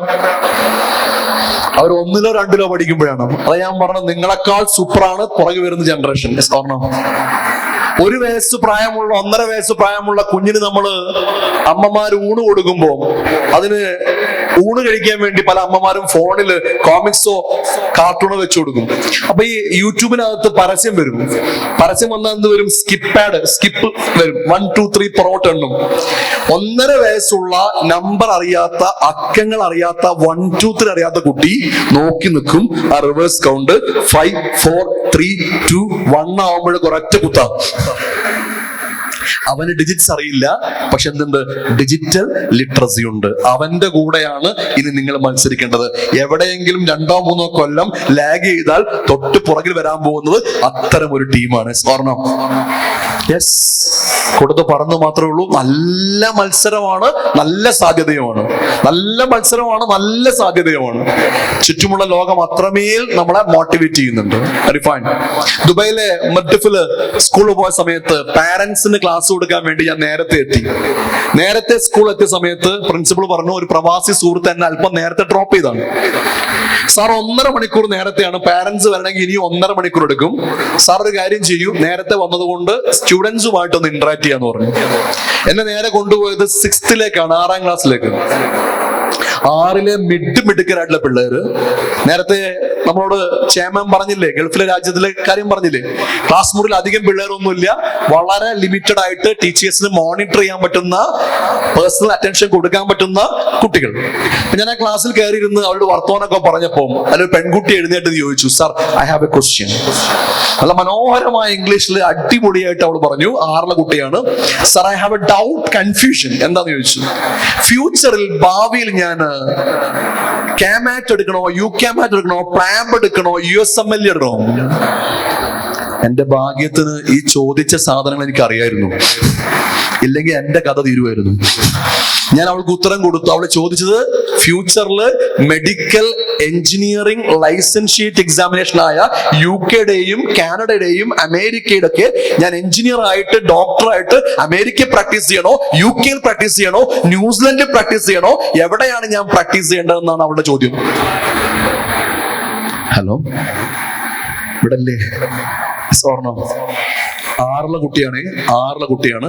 അവൾ ഒരുവിധം ഉത്തരം കൊടുത്ത് അവിടെ ഇരുത്തി കഴിയുമ്പോൾ ഞാൻ മനസ്സിലാക്കി ക്ലാസ് മൊത്തം പഠിപ്പിച്ചാലാണ്. പിന്നെ എഴുന്നേറ്റുന്ന ഒരു ആൺകുട്ടിയാണ്. അവൻ എഴുന്നേറ്റുന്ന അവനെ പരിചയപ്പെടുത്തി, പേര് പറഞ്ഞു. പിന്നെ അവൻ പറഞ്ഞു, ദുബായ് എമിറേറ്റിലെ തൈക്കോണ്ട ചാമ്പ്യനാണ്. തൈക്കോണ്ട നിങ്ങൾക്ക് അറിയാലോ, സ്വർണം മാർഷൽ ആർട്സ്. ഞാൻ കരുതി പഠിപ്പ് മാത്രമല്ല, ഇവൻ അറിയേണ്ടിരിക്കുക മേ ബി സ്പോർട്സ് അത്ലറ്റിക്സ് ആയിരിക്കും. അവൻ പറഞ്ഞു എൻ്റെ അടുത്ത്, സാറേ ഞാൻ തൈക്കോണ്ട ചാമ്പ്യൻ എന്ന് പറഞ്ഞപ്പോൾ ഞാൻ അപ്രിഷിയേറ്റ് ചെയ്തു, അനുമോദനം കൊടുത്തു. അവന്റെ ക്വസ്റ്റ്യൻ മറ്റൊന്നായിരുന്നു, സർ നിലവിൽ ഞാൻ ലണ്ടൻ സ്കൂൾ ഓഫ് എക്കണോമിക്സിന്റെ 2 ഡിജിറ്റൽ പോർട്ടലുകൾ, ഡിജിറ്റൽ മാഗസിനുകൾ പണം കൊടുത്ത്, പൈസ കൊടുത്ത്, വരിക്കാരനായി പ്രിസ്ക്രിപ്ഷൻ എടുത്ത് കൃത്യമായി ഫോളോ ചെയ്യുന്നുണ്ട്. എന്തുപോലെ? ആമസോൺ പ്രൈം പോലെ, ഹോട്ട് ഡിസ്നി പോലെ. ഞാൻ എന്ത് ചെയ്യുന്നുണ്ട്? പൈസ കൊടുത്ത്, പണം കൊടുത്ത് ലണ്ടൻ സ്കൂൾ ഓഫ് എക്കണോമിക്സിന് 2 ഡിജിറ്റൽ മാഗസിൻ ഞാൻ ഫോളോ ചെയ്യുന്നുണ്ട്. അത് മാത്രം മതിയാവില്ലല്ലോ, ഭാവിയിൽ എനിക്ക് ലണ്ടൻ സ്കൂൾ ഓഫ് എക്കണോമിക്സിൽ ജോയിൻ ചെയ്യാൻ എന്തെല്ലാം പ്രിപ്പറേഷൻസ് ആണ് ഞാൻ ഇനി നടത്തേണ്ടത്. ഞാൻ ഓർത്തു, എന്റെ നാട്ടിൽ 6ാം ക്ലാസ്. എനിക്ക് പരിചയമുള്ള 6th കുഞ്ഞുങ്ങളുടെ മുഖമൊക്കെ ഓർത്തെടുത്തു. ഞാൻ പറയുന്ന, ലോകം നിങ്ങളോട് കോമ്പീറ്റ് ചെയ്യണം. പണ്ടുള്ളത് പോലെയല്ല, the entire world is competing with you. അവിടെ ഏറ്റവും നല്ല കാലിബറോടുകൂടെ, കൃത്യമായ ദിശാബോധത്തോടുകൂടെ, റൂട്ട് മാപ്പ്, ചെറിയ ക്ലാസ്സിലെ ഭാവിയിൽ എവിടെ എത്തണമെന്നുള്ള പ്ലാനോടുകൂടെ കോമ്പീറ്റ് ചെയ്യുന്ന ഒരു ടീം നമ്മുടെ കൂടെ ഉണ്ട്. സാറിനെ കാണണമെന്ന് പറഞ്ഞു. ഞാൻ പറഞ്ഞു കാണാമെന്ന് പറഞ്ഞു, വരാൻ പറഞ്ഞു. പാരന്റ്സിനെയും കൂട്ടി വന്നിട്ട് എന്റെ മുമ്പിൽ വന്നിരുന്നപ്പോ എന്നോട് കരഞ്ഞുകൊണ്ട് അവൾ പറഞ്ഞു, സാറേ +1 നല്ല മാർക്ക് മേടിച്ച മിടുക്കിയായിട്ടുള്ള സ്മാർട്ട് ആയിട്ടുള്ള സ്റ്റുഡന്റ് അല്ലേ ഞാൻ? അതെ. ഇത്രയും നല്ല മാർക്ക് പ്ലസ് വണ്ണിന് മേടിച്ച് ഞാൻ പ്ലസ് ടുവിന് അതിലും കൂടുതൽ മാർക്ക് തന്നെ മേടിക്കും, ഉറപ്പാന്ന് പറഞ്ഞു. പിന്നെ താൻ എന്തിനാണ് കരയുന്നത്? ഇത്രയും മാർക്ക് മേടി താൻ എന്തിനാ കരയുന്നത് ചോദിച്ചു. അതിനവള് പറഞ്ഞ മറുപടി, ഇത്രയും മാർക്ക് മേടിക്കുന്ന, നന്നായിട്ട് പഠിക്കുന്ന എന്നെ എന്റെ പാരന്റ്സ് പറയുന്നത് 6 മാസത്തിനുള്ളിൽ കല്യാണം കഴിപ്പിച്ച് പറഞ്ഞേക്കുന്നതാണ്. കൂടെ വന്ന പെൺകുട്ടിയുടെ പിതാവിനെ ഞാൻ കണ്ണുരുട്ടി നോക്കി. ഞങ്ങൾ അധ്യാപകർക്കും കൗൺസിലേഴ്സിനൊക്കെ പഠിക്കുന്ന പിള്ളേരെ പിടിച്ച് കല്യാണം കഴിപ്പിക്കുന്ന അത്ര ഇഷ്ടാവില്ല. ഞാൻ പിതാവിനെ കണ്ണുരുട്ടി നോക്കിയപ്പോ ആ പിതാവ് എന്നോട് പറഞ്ഞു, സാർ എന്തൊക്കെ പറഞ്ഞാലും ശരി, സാർ എന്തൊക്കെ കമന്റ് പറഞ്ഞാലും ശരി, 6 മാസത്തിനുള്ളിൽ ഞങ്ങൾ ഇവിടെ കല്യാണം കഴിപ്പിച്ച് പറഞ്ഞേക്കും. ഞാൻ ചോദിച്ചു എന്താ അങ്ങനെ പറയാൻ കാരണം? അതിന് പുള്ളി പറഞ്ഞ ആൻസർ, സാറിന് അറിയില്ല, പ്ലസ് ടുവിന്റെ ഈ 2 കൊല്ലത്തിനിടക്ക് ഞങ്ങളായിട്ട് പിടിച്ചത് 5 പ്രേമമാണ്, 3 ഓൺലൈൻ 2 ഓഫ്ലൈൻ. ഇങ്ങനെയുള്ള ഒരുത്തിയ സാറെ എന്ത് ധൈര്യത്തിന്റെ പുറത്ത് ഞങ്ങൾ പഠിപ്പിക്കും? എങ്ങനെ വിശ്വസിച്ച് ഞങ്ങൾ നാട് വിട്ട് പറഞ്ഞയക്കും? ആ പാരന്റ്സിന്റെ ആൻസൈറ്റിയോട് എനിക്ക് വിയോജിക്കാൻ പറ്റുകയല്ല. ആസ് എ പാരന്റ് പുള്ളി പറഞ്ഞ വാചകമുണ്ട്, 6 മാസത്തിനുള്ളിൽ ഞങ്ങൾ പാക്ക് ചെയ്യും, പിന്നെ പഠിക്കണോ പഠിക്കണ്ടെന്നൊക്കെ ഉള്ളത് അവരുടെ തീരുമാനം. ബിക്കോസ് ഞങ്ങൾ ആ റിസ്ക് എടുക്കാൻ തയ്യാറല്ല. എന്റെ മുമ്പിലുള്ള കുഞ്ഞുങ്ങൾ ഒറ്റ കാര്യം പറയാനുള്ളൂ, നിങ്ങളുടെ മുമ്പിൽ വർണ്ണ വൈവിധ്യങ്ങൾ നിറഞ്ഞ ലോകം ഉണ്ടാവും. അവിടെ നിങ്ങൾ കളിക്കും, തമാശക്കും, ഫണ്ണിനും, കുസൃതിക്കും, വികൃതിക്കും ഒക്കെ പിടിക്കും. നിങ്ങൾക്ക് സാധ്യമായ, അനുവദിക്കപ്പെട്ട, നിങ്ങളുടെ വാല്യൂസ് കൺഫ്യൂസ് ചെയ്യിക്കാത്ത എന്തിനും പോവാം. സ്വർണ്ണം എന്താണ്? അനുവദിക്കപ്പെട്ട, നിങ്ങളുടെ മൂല്യങ്ങളെ കോംപ്രമൈസ് ചെയ്യാത്ത എല്ലാ ഫണ്ണും ആവാം. പക്ഷെ മൂല്യങ്ങളെ കോംപ്രമൈസ് ചെയ്യുന്ന ഫണ്ണാവരുത്. അറിയോളെ പിന്നീട് ഓർത്തോർത്ത് റിഗ്രറ്റ് ചെയ്യുന്ന സംഗതികൾ നമ്മളെ പഠനത്തിൽ നിന്ന് പുറകോട്ട് പോകും, ലക്ഷ്യത്തിൽ നിന്ന് പുറകോട്ട് പോകും, ഫോക്കസ് മാറിപ്പോകും. നേരത്തെ സാറോട് പറഞ്ഞല്ലോ, സ്ഥാപനത്തെ കുറിച്ച് പറഞ്ഞു, ലോറൽ മെർക്കുറിയെ കുറിച്ച് പറഞ്ഞു, സയൻസിനെ കുറിച്ച് പറഞ്ഞു. സയൻസ് ഒക്കെ വലിയ സാധ്യതയുണ്ട്. എന്റെ മുമ്പിലെ 10th കുഞ്ഞുങ്ങളാണ്. നിങ്ങൾക്ക് സയൻസ് എടുത്താണ് പഠിക്കേണ്ടതെന്ന് ആഗ്രഹമെങ്കിൽ ഡെഫിനറ്റ്ലി നിങ്ങൾ സയൻസ് എടുക്കും. കൊമേഴ്സ് ആണ് എന്റെ ഇപ്പോഴേ ഒരു കുട്ടി കൃത്യമായ പിക്ചർ ഉണ്ട്. ഞാൻ പോകേണ്ടത് ACCA-ക്കാണ്, ഞാൻ പോകേണ്ടത് ചാർട്ടേഡ് അക്കൗണ്ടന്റ് ആവേണ്ട ആളാണ്, ഞാൻ പോകേണ്ടത് കമ്പനി സെക്രട്ടറി ആണ്. അങ്ങനെയാണെങ്കിൽ അയാൾക്ക് നേരത്തെ കൊമേഴ്സ് എടുക്കാം, ഒരു കുഴപ്പമില്ല. പക്ഷെ അയാൾക്ക് ഉറപ്പുണ്ടാവണം എന്തൊക്കെ തന്നെയാണെങ്കിലും ഞാൻ അവിടെ എത്തുന്നു. സ്വർണം എനിക്ക് ഭാവിയെ കുറിച്ച് ഒരു ഉറപ്പില്ല സാറേ, എങ്ങടെ പോകേണ്ടെന്ന് ഐഡിയ ഇല്ല. അങ്ങനെ ഭാവിയെ കുറിച്ച് വ്യക്തമായ ഉറപ്പില്ലാത്തൊരു 10ാം ക്ലാസ്സുകാരൻ എടുക്കേണ്ട സബ്ജക്ട് ഏതാ പ്ലസ് ടുവിന്? ഞാൻ പറഞ്ഞു സയൻസ്. ഉറപ്പുള്ളവനും ഉറപ്പില്ലാത്തവരും എടുക്കാൻ പറ്റുന്ന നല്ലൊരു സബ്ജക്റ്റാണ് സയൻസ്. കാരണം എന്നറിയോ, സയൻസ് എടുത്ത കുട്ടിക്ക് ഉണ്ടാവുന്ന ഗുണം വേറൊന്നുമല്ല. കൊമേഴ്സ് നല്ലതാണ്, ഹ്യൂമാനിറ്റീസ് നല്ലതാണ്, എല്ലാം നല്ലതാണ്. സയൻസ് എടുത്താൽ ഗുണം, അയാൾക്ക് ഇപ്പൊ ഉറപ്പില്ലെങ്കിലും 2 കൊല്ലം കഴിഞ്ഞ് ഉറപ്പിച്ചാലും അവസരം നഷ്ടപ്പെടില്ല. സ്വർണം. ഒരു പെൺകുട്ടി വന്ന് പറഞ്ഞു, എനിക്ക് ഡോക്ടർ ആവണം സാറേ, ദാറ്റ് ഇസ് മൈ ഡ്രീം. പക്ഷെ എന്ത് പറ്റും, ഞാൻ കൊമേഴ്സ് എടുത്തത്. ഡോക്ടറാണ് ഞാൻ ആകേണ്ടത്, എന്റെ ആപ്റ്റിറ്റ്യൂഡ്, എന്റെ ആറ്റിറ്റ്യൂഡ്, എന്റെ പേഴ്സണാലിറ്റി അതിനാണ് മാച്ച് എന്ന് അറിഞ്ഞപ്പോഴേക്ക് ഞാൻ കൊമേഴ്സ് എടുത്തു പോയി. അപ്പൊ നിങ്ങൾക്ക് കൊമേഴ്സ് എടുക്കാം. നേരത്തെ പറഞ്ഞ പോലെ കൊമേഴ്സിലാണ് എന്റെ ഫീൽഡ് എന്ന് ഉറപ്പുണ്ടെങ്കിൽ കൊമേഴ്സ് എടുക്കാം. ഓർണോ? അതല്ല, എനിക്ക് ഇപ്പോഴും പ്രോപ്പർ ക്ലാരിറ്റി ഇല്ല, എന്റെ ടാലന്റ് എനിക്ക് അറിയില്ല, എന്റെ ആപ്റ്റിറ്റ്യൂഡ് എനിക്ക് അറിയില്ല, എന്റെ പേഴ്സണാലിറ്റി എനിക്ക് അറിയില്ല, I M confused. Correct example ഞാൻ പറയാം. ഒന്നുകിൽ നമ്മൾ കരിയർ തീരുമാനിക്കുന്നത് ആപ്റ്റിറ്റ്യൂഡ് അനുസരിച്ചാണ്, ഓർണോ? അല്ലെങ്കിൽ നമ്മൾ തീരുമാനിക്കേണ്ടത് പേഴ്സണാലിറ്റി അനുസരിച്ചാണ്. 2 നടന്മാരെ എക്സാമ്പിൾ ആക്കി ഞാൻ പറഞ്ഞുതരാം. ഓർണോ? യെസ്, അത് കറക്റ്റ് ഒന്നും അല്ല കേട്ടോ, നിങ്ങൾക്ക് മനസ്സിലാക്കാൻ വേണ്ടി മാത്രം പറയുന്നതാണ്. കറക്റ്റ് ഒന്നും അല്ല. മലയാളത്തിൽ ഏറ്റവും മികച്ച ഔട്ട്സ്റ്റാൻഡിംഗ് ആയിട്ടുള്ള 2 നായക നടന്മാർ, മമ്മൂട്ടിയും മോഹൻലാലും. ഓർണോ? ഒരാള് നടനായി തുടരാനുള്ള കാരണം അയാളുടെ ആപ്റ്റിറ്റ്യൂഡാണ്. ഓർണോ? അഭിരുചിയാണ്. മറ്റേയാള് നടനായി തുടർന്നത് അതൊന്നും അല്ല, അയാളുടെ പേഴ്സണാലിറ്റി തന്നെ അഭിനയിക്കാൻ പറ്റിയതാണ്. സ്വർണം. ഒന്നുകിൽ നിങ്ങൾക്ക് എന്ത് ചെയ്യാം, നിങ്ങളുടെ ആപ്റ്റിറ്റ്യൂഡ് അനുസരിച്ച് കോഴ്സ് എടുത്ത് പോവാം, അല്ലെങ്കിൽ നിങ്ങളുടെ വ്യക്തിത്വത്തിന് ഇണങ്ങുന്ന കോഴ്സ് എടുത്ത് പോവാം. രണ്ടാണെങ്കിലും നേരത്തെ തീരുമാനിക്കുമ്പോൾ എല്ലാ ക്ലാരിറ്റിയും ഉറപ്പാക്കി വേണം തീരുമാനിക്കാൻ. Are you fine? Yes. 10th കഴിയുന്ന എല്ലാ മക്കളോടും എനിക്ക് പറയാനുള്ളത്, നിങ്ങൾ ഏത് സബ്ജക്ട് എടുത്താലും അത് ഏറ്റവും ആഴത്തിൽ പഠിച്ചോളണം, ഏറ്റവും റൂട്ട് ലെവലിൽ പഠിച്ചോളണം, കോൺസെപ്റ്റ് പഠിച്ചോളണം. സയൻസ് ആണ് എടുക്കുന്നതെങ്കിൽ നിങ്ങൾ കോൺസെപ്റ്റ് തന്നെ പഠിക്കണം. നിങ്ങൾക്ക് എഞ്ചിനീയറിംഗും മെഡിക്കലും ആണോ നിങ്ങളുടെ ആഗ്രഹം? അങ്ങനെയാണെങ്കിൽ ഞാൻ പറയാം, നിങ്ങൾ ഇന്റഗ്രേറ്റഡ് സിസ്റ്റം പോലത്തെ ക്ലാസ്സുകൾ തന്നെ പോകണം. ഞാൻ വെറുതെ പറയുന്നതല്ല. കാരണം കോൺസെപ്റ്റ് എത്ര നേരത്തെ അറിയാൻ പറ്റുമോ അത്ര നേരത്തെ നിങ്ങൾ അറിയണം. അപ്പൊ എന്നോട് മക്കൾ ചോദിക്കും, സാറേ ഇന്റഗ്രേറ്റഡ് ബാച്ച് എന്ന് പറഞ്ഞാൽ സാറ് പറയുന്നത് +2 കൂടെ തന്നെ എൻട്രൻസും പഠിപ്പിക്കുന്ന ലോറൽ അക്കാഡമി ഒക്കെ ചെയ്യുന്ന പോലത്തെ സ്ഥാപനങ്ങളല്ലേ? അവിടെ പോയി കഴിഞ്ഞാൽ ഞങ്ങൾക്ക് ആർട്സ് ഉണ്ടാവുമോ? അവിടെ പോയാൽ ഞങ്ങൾക്ക് സ്പോർട്സ് ഉണ്ടാവുമോ? അവിടെ പോയാൽ ഞങ്ങൾക്ക് ഫൺ ഉണ്ടാവുമോ? അവിടെ പോയാൽ ഞങ്ങൾക്ക് കുസൃതി ഉണ്ടാവുമോ, വികൃതി ഉണ്ടാവുമോ എന്ന് ചോദിച്ചാൽ എനിക്ക് പറയാനുള്ളത്, നിങ്ങളുടെ ഇട്ടാവട്ടങ്ങളിലെ ഈ ലോക്കൽ ഏരിയകളിലെ ഫ്രീഡം അല്ല നിങ്ങളെ കാത്തിരിക്കുന്നത്. ലോകത്തിലെ ഏറ്റവും ബെസ്റ്റ് ഫ്രീഡമാണ്. IIT-ൽ ഒരു സ്റ്റുഡന്റ്, IIT-ൽ ഇപ്പൊ പഠിച്ചുകൊണ്ടിരുന്ന പയ്യൻ ഓൺലൈനിൽ +2 പിള്ളേരുമായിട്ട് ഇന്ററാക്ട് ചെയ്തു. ഞാൻ ഉണ്ടായിരുന്നു. അപ്പൊ 4 ലക്ഷം രൂപ കുറയും. അപ്പൊ ആർട്സ് എന്തൊരു ആർട്സ് ആയിരിക്കും, അവിടുത്തെ സ്പോർട്സ് എന്തൊരു സ്പോർട്സ് ആയിരിക്കും. നിങ്ങൾ എപ്പോഴും ഏറ്റവും മികച്ചതിന് വേണ്ടി ഒരുങ്ങുക. അങ്ങനെ ഒരുപാട് ക്യാമ്പസുകളുണ്ട്. നേരത്തെ പറഞ്ഞ ജിപ്മറും എയിംസും ഒക്കെ ഇതിപ്പെടുന്ന ക്യാമ്പസുകളാണ്. നിങ്ങൾക്ക് പണം ഇങ്ങോട്ട് തന്ന് സ്കോളർഷിപ്പ് എടുത്ത് കംപ്ലീറ്റ് ഫണ്ടും സ്പോൺസർ ചെയ്തുകൊണ്ട് പഠിക്കുന്ന സ്ഥാപനങ്ങളുണ്ട്. സെൻട്രൽ യൂണിവേഴ്സിറ്റികളുടെ ഒക്കെ ഉണ്ട്. പക്ഷെ അവിടെ എത്തണമെങ്കിൽ ആദ്യം നിങ്ങൾ ഇനിയുള്ള ഈ സമയത്ത് ഏറ്റവും പ്രൊഡക്റ്റീവായിട്ട് ഉപയോഗിക്കണം. ഓർണം, ആർ യു ഓൾറൈറ്റ്? യെസ്, ആഴത്തിൽ പഠിക്കണം. ഒരിക്കലും എളുപ്പത്തിൽ ക്രിയേറ്റ് ചെയ്യരുത് കേട്ടോ. ഒരിക്കലും എളുപ്പത്തിൽ പണിയൊപ്പിക്കരുത്. എന്റെ മുമ്പിലെ 10th-ലെ മക്കളോട് എനിക്ക് പറയാനുള്ളത്, പക്ഷെ നിങ്ങളിൽ ചിലർക്കെങ്കിലും ആ അധ്യാപകരോട് ഒരു ചെറിയ രീതിയിൽ പുച്ഛമുണ്ട്. എന്താണെന്നറിയോ? നിങ്ങൾ പണിയെടുത്തോളൂ, പക്ഷെ ഞങ്ങൾക്ക് എന്തുണ്ട്, പരീക്ഷയുടെ തലേ ദിവസം വേറൊരാള് ഓൺലൈനിൽ വരാനുണ്ട്. ടീച്ചേഴ്സ് എപ്പോഴും സങ്കടത്തോടെ പറയും, സാറേ ഏറ്റവും നല്ല നോട്ട് കൊടുത്താലും ഏറ്റവും നല്ല ക്ലാസ് കൊടുത്താലും പിള്ളേർ അതിനെ വേണ്ടത്ര ഗൗനിക്കുന്നില്ല. കാരണം അവരുടെ പ്രതീക്ഷ മൊത്തം പരീക്ഷയ്ക്ക് തലേ ദിവസം വരുന്ന ആളാണ്. Are you alright? ഞാനൊരു കാര്യം പറഞ്ഞോട്ടെ, അപകടം പറഞ്ഞോട്ടെ. +2-കാരോടും 10th-കാരോടൊക്കെ പറയാണ്, നിങ്ങൾ ഓൺലൈനിൽ നിന്ന് പഠിച്ചോളൂ, നോ പ്രോബ്ലം. പക്ഷെ അത് മാത്രം ഫോക്കസ് ചെയ്തുകൊണ്ട് നിങ്ങൾ നിന്ന് കഴിഞ്ഞാൽ പണി കിട്ടും. ആ പണി എങ്ങനെ വരുന്നത് പറഞ്ഞുതരാം, ശ്രദ്ധിച്ചോളണം. ഈ പരീക്ഷ നാളെ ആണെങ്കിൽ ഇന്ന് രാത്രി യൂട്യൂബിൽ ഒരു അപസ്മാര രവി വരില്ലേ? അപസ്മാര രവിക്ക് മനസ്സിലായില്ല? വിറച്ചുകൊണ്ട് ചാടിക്കൊണ്ട് ഒരാൾ വരില്ലേ, സബ്സ്ക്രിപ്ഷൻ എടുത്തോന്ന് പറഞ്ഞിട്ട്. ഞാൻ ഒരിക്കലും അത്തരം കാര്യത്തോട് സപ്പോർട്ട് ചെയ്യുന്നില്ല. അത് ഓപ്പൺലി ഞാൻ തുറന്നു പറയുകയും ചെയ്യും. ഞാൻ പറയാം, സിസ്റ്റമാറ്റിക് എഡ്യൂക്കേഷനാണ് വേണ്ടത്. കൂടെ വേണം. ഒരു കുട്ടിക്ക് പരീക്ഷയ്ക്ക് തലേ ദിവസം ക്ലാസ് കൊടുക്കണം, നല്ലത്.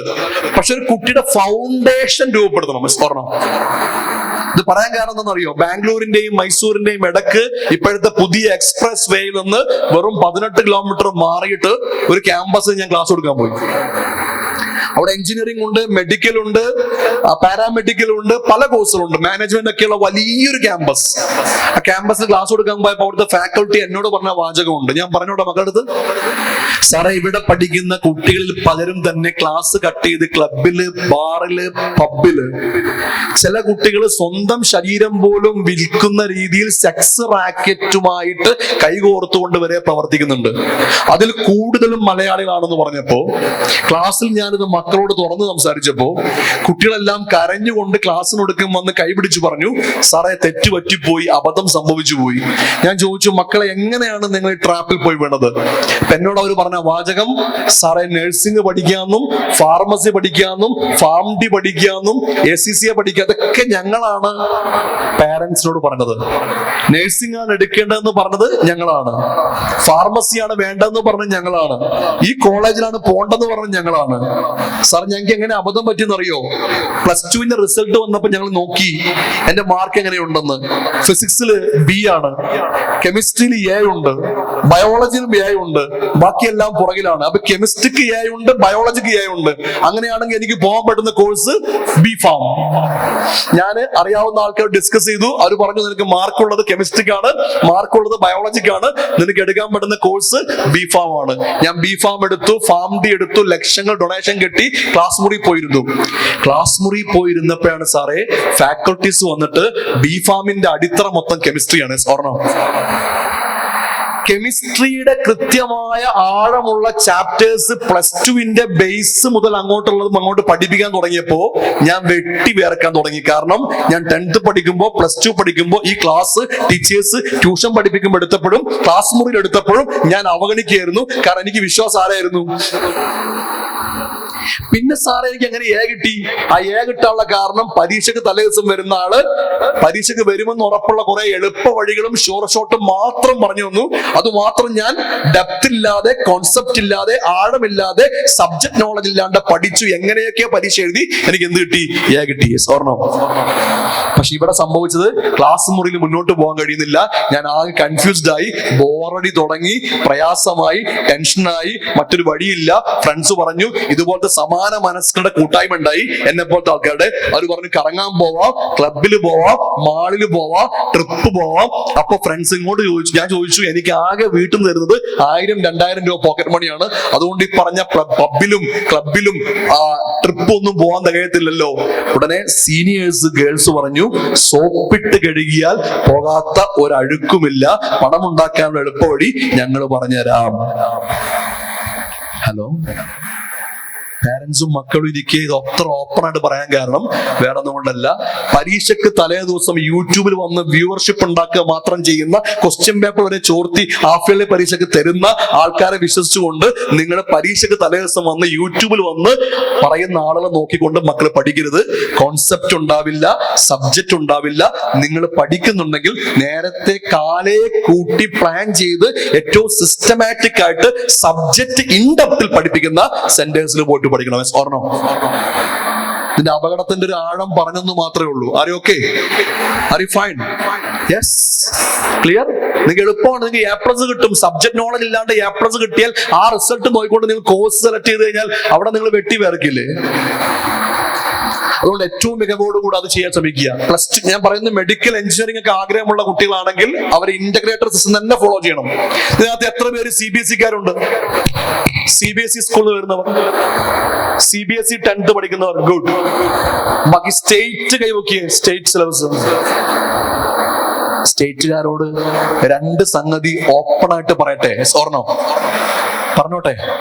2 കാര്യം പറയാൻ പോകുന്നു. ഒന്നാമത്തെ കാര്യം, നിങ്ങൾ 10ാം ക്ലാസ് ആണെങ്കിൽ നിങ്ങൾ ഓർത്തോളം അടുത്ത 10ാം ക്ലാസ്സിന്റെ പുസ്തകം മാറണം. അറിഞ്ഞിരുന്നോ? കൂടുതൽ ക്വാളിറ്റിയോടുകൂടെ, കൂടുതൽ കണ്ടന്റോടുകൂടെ നെക്സ്റ്റ് 10th സബ്ജക്ട് പുസ്തകം സിലബസ് മാറ്റണം.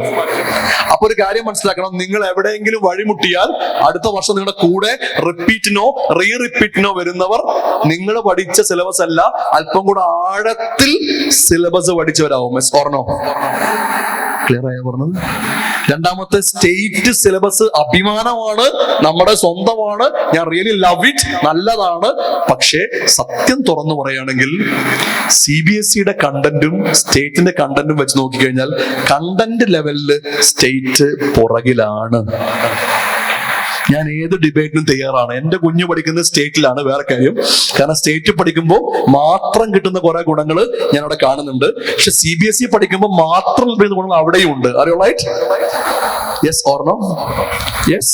കേരളത്തിൽ ഏറ്റവും ഔട്ട്സ്റ്റാൻഡിംഗ് ആയ ഒരു സെന്ററിലേക്ക് അഡ്മിഷൻ എടുത്തപ്പോ ഞാൻ അവിടെ ഉണ്ടായിരുന്നു. അവർ പറഞ്ഞത് സ്റ്റേറ്റിൽ +2-ല് 93% കുട്ടിയും വന്നു, CBSE-ല് 90 കിട്ടിയ കുട്ടിയും വന്നു. അവർ പറഞ്ഞത് 90 കിട്ടിയ CBSE എടുത്താൽ മതി. ഞാനൊരു ബോർഡിനെയും പൊക്കി പറയുക, ഒരു ബോർഡിനെയും താഴ്ത്തി പറയല്ല ചെയ്യുന്നത്. സത്യമായിട്ട് തുറന്നു പറയുക ചെയ്യുന്നത്. വേണമെങ്കിൽ നിങ്ങളുടെ മുമ്പിൽ എനിക്ക് നല്ല ആളായിട്ട് വേണമെങ്കിൽ പറയാം, എല്ലാം നല്ലതാന്ന് പറയാം. എന്റെ വീട്ടിൽ പോയിട്ട് മാറ്റി പറയാൻ പറ്റുമോ?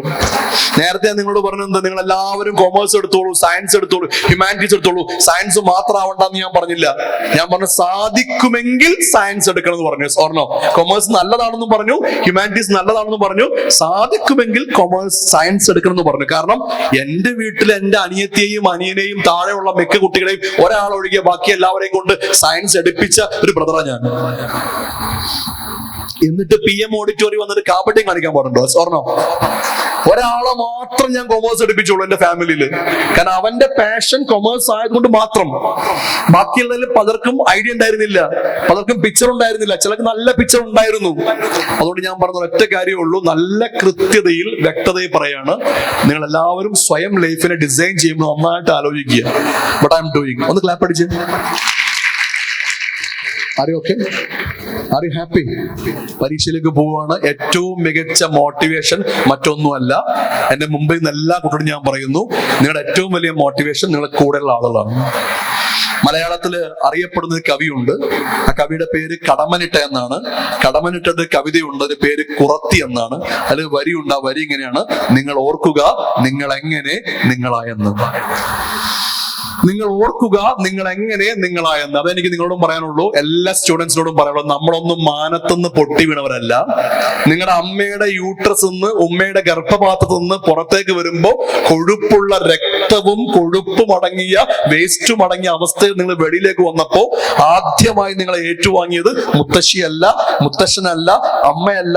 ആദ്യമായി മേ ബി നിങ്ങളെ സ്പർശിച്ച കൈകൾ ഏതോ ഒരു നഴ്സിന്റെയോ ഗൈനോക്കോളജിസ്റ്റിന്റെയോ നഴ്സിംഗ് അസിസ്റ്റന്റിന്റെയോ ആണ്. ആദ്യമായി നിങ്ങളുടെ ദേഹത്തുള്ള രക്തം തുടച്ചെടുത്ത് വൃത്തിയാക്കി നിങ്ങളെ കുളിപ്പിച്ചോ ഒപ്പിയോ ശരിയാക്കിയതും നിങ്ങളുടെ അമ്മയല്ല, ആ പേരറിയാത്ത നഴ്സാണ്. അവിടുന്ന് ഇന്ന് ഈ PM ഓഡിറ്റോറിയത്തിൽ നമ്മൾ വന്നിരിക്കുമ്പോ, മനോരമയും ലോറൽ മെർക്കുറി ഈ പ്രോഗ്രാം നടത്തുമ്പോൾ, ലോറൽ മെർക്കുറി ഈ പ്രോഗ്രാം നിങ്ങൾക്ക് വേണ്ടി ഒരുക്കുമ്പോൾ, നമ്മൾ ഈ ഭൂമിയിൽ എത്ര പേരോട് കടപ്പെടണം? ആ നഴ്സ് മുതൽ ഇന്ന് ഇവിടെ ഇരിക്കുന്ന ഈ മൊമെന്റ് വരെ എത്ര ആളുകളോട് നമ്മൾ ജീവിതം കൊണ്ട് കടപ്പെടണം? പഴയൊരു സിനിമാ ഗാനമുണ്ട്, നന്ദി ആരോട് ഞാൻ ചൊല്ലേണ്ടു. നന്ദി ആരോടും ചൊല്ലേണ്ട, നന്ദി ജീവിതത്തിൽ കാണിച്ചാൽ മതി. ലൈഫിൽ ഞാനിത് അർഹിച്ചിരുന്നു, ഞാനിത് അർഹിക്കുന്നു എന്ന് കാണിച്ചാൽ മതി. കുളത്തിന്റെ കരയിൽ നിന്ന് കളിച്ചുകൊണ്ടിരുന്ന കുട്ടി അറിയാണ്ട കാല് വഴുതി കുളത്തിലേക്ക് വീണു. കാല് വഴുതി കുളത്ത് വീണപ്പം ആ കുഞ്ഞ് മുങ്ങിപ്പൊങ്ങുമ്പോ ഭാഗ്യമെന്നോണം അതുവഴി പോയ ആൾ കാഴ്ച കണ്ടു. അയാൾ കുളത്തിലേക്ക് എടുത്തു ചാടി. കുളത്തിലേക്ക് എടുത്തു ചാടിയിട്ട് പുള്ളിക്കാരനെ കുഞ്ഞ് രക്ഷിച്ചു. കരക്ക് കയറ്റി ഫസ്റ്റ് എയ്ഡ് എല്ലാം കൊടുത്ത് കുഞ്ഞ് നോർമൽ ആയപ്പോ അങ്ങേര് യാത്ര തുടരുകയാണ്. ഈ കുട്ടി ഓടിച്ചെന്ന് തന്നെ രക്ഷിച്ച മനുഷ്യനെ കെട്ടിപ്പിടിച്ചോണ്ട് പറഞ്ഞു, 1000 നന്ദിയുണ്ട് അങ്ങയോട്. അങ്ങ് ഇന്നത് വഴി വന്നില്ലായിരുന്നെങ്കിൽ ഞാൻ ഈ കുളത്തിൽ മുങ്ങി മരിക്കുമായിരുന്നു. 1000 നന്ദിയുണ്ടെന്ന് പറഞ്ഞു. ഉടനെ ആ കുട്ടിയുടെ കവിള് പിടിച്ചുകൊണ്ട് അദ്ദേഹം പറഞ്ഞു, ആർക്കു വേണം കുഞ്ഞെ നിന്റെ വെർബൽ ഗ്രാറ്റിറ്റ്യൂഡ്? ആർക്കു വേണം നിന്റെ വാക്കുകൾ കൊണ്ടുള്ള നന്ദി? ഇന്നേ ദിവസം ഈ കുളത്തിൽ മുങ്ങി മരിക്കാൻ പാടില്ലാത്തവനായിരുന്നു എന്നും രക്ഷിക്കപ്പെടാൻ എന്തുകൊണ്ടും യോഗ്യനായിരുന്നു എന്നും കാലം കൊണ്ട്, ജീവിതം കൊണ്ട്, കർമ്മം കൊണ്ട്, ലക്ഷ്യം കൊണ്ട്, സേവനം കൊണ്ട്, മനുഷ്യത്വം കൊണ്ട് തെളിയിക്കും. ഞാൻ നിങ്ങളോട് എന്നോടൊക്കെ പറഞ്ഞ കാര്യം അതേ ഉള്ളൂ. നമുക്ക് എല്ലാവർക്കും നമ്മൾ ഇതൊക്കെ അർഹിച്ചിരുന്നു എന്ന് കാലം കൊണ്ട്, ജീവിതം കൊണ്ട്, ലക്ഷ്യം കൊണ്ട് നമ്മൾ തെളിയിക്കണം. Yes or no? യെസ്. ഏറ്റവും നല്ല മോട്ടിവേഷൻ നമ്മുടെ കൂടെയുണ്ട്. എല്ലാവരും നിങ്ങളാക്കിയ മനുഷ്യർ. ഒരു 9ാം ക്ലാസ്സിലെ ആൺകുട്ടിയെ എന്റെ മുമ്പിലേക്ക് കൊണ്ടുവന്നു. അവൻ പഠിക്കുന്നില്ല എന്ന് നിരന്തരം പരാതി പറഞ്ഞുകൊണ്ട് പാരന്റ്സ് വലിച്ചു കൊണ്ടെന്ന് മുമ്പിലിട്ടാണ്. പാരന്റ്സിനോട് വെളിയിൽ നിൽക്കാൻ പറഞ്ഞു. 9ലെ മോനോട് ഞാൻ ചോദിച്ചു, നിന്റെ പാരന്റ്സ് പരാതിയാണല്ലോ പറയുന്നത് നിന്നെ കുറിച്ച്, ഒട്ടും പഠിക്കുന്നില്ല, വികൃതിയാണെന്ന്. 9ാം ക്ലാസ്സുകാരൻ പയ്യൻ ഞെളിഞ്ഞിരുന്ന് പറഞ്ഞു, സാറേ അവരെന്തു വേണേലും പറഞ്ഞോട്ടെ, സാറ് നോക്കിക്കോ, ഒരു വെള്ള പേപ്പർ എടുക്ക്, ഞാൻ എഴുതി ഒപ്പിട്ട് തരാം. 20 കൊല്ലം കഴിഞ്ഞാൽ, ജസ്റ്റ് ആഫ്റ്റർ 20 years, 20 കൊല്ലം കഴിഞ്ഞാൽ കേരളം കാണുന്ന ഏറ്റവും മികച്ച ബിസിനസ് മാഗ്നറ്റായി ഞാൻ മാറും. MA യൂസുഫലി തോറ്റു പോകും. ഞാനായിരിക്കും ഏറ്റവും നല്ല കച്ചവടക്കാരൻ. അങ്ങനെ 20 years കൊണ്ട് വലിയ ബിസിനസ്സുകാരനായി വന്ന് കാറ് കൊണ്ട്, സൗകര്യം കൊണ്ട്, വസ്ത്രം കൊണ്ട്, ഉടുപ്പ് കൊണ്ട്, മണിമാളിക കൊണ്ട് എന്റെ പാരന്റ്സിനെ ഞാൻ ഹാപ്പിയാക്കും. എന്റെ പാരന്റ്സ് ഞാൻ പൊന്നുപോലെ നോക്കും. സാറേ ഇപ്പൊ എന്നെ കുറ്റം പറഞ്ഞ, പഴി പറഞ്ഞ ഈ പാരന്റ്സ് ഒന്ന് മാറ്റി പറയും, സാറ് നോക്കിക്കോ എന്ന് പറഞ്ഞു. ഞാൻ ആ കസേരയിൽ എഴുന്നേറ്റു, അവന് ഷെയ്ക്ക് ഹാൻഡ് കൊടുത്തു, ബെസ്റ്റ് വിഷസ് പറഞ്ഞു, തിരിച്ചു വന്ന് കസേര ഇരുന്നു.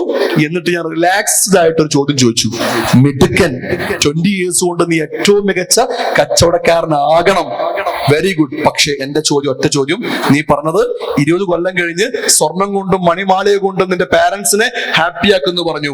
ആ 20 കൊല്ലം കഴിഞ്ഞ് നീ കച്ചവടക്കാരനായി മടങ്ങി വരുന്ന അത്രയും കാലം നിന്റെ പാരന്റ്സ് ജീവിച്ചിരിക്കുമെന്ന് ആരാ നിനക്ക് മുദ്രക്കടലാസിൽ എഴുതി ഒപ്പിട്ട് തന്നത്?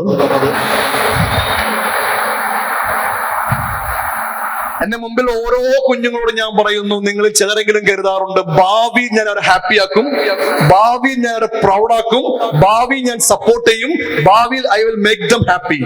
നെവർ. ഭാവിയിൽ നിങ്ങളും അവരും ഉണ്ടോന്ന് ആര് കണ്ടു?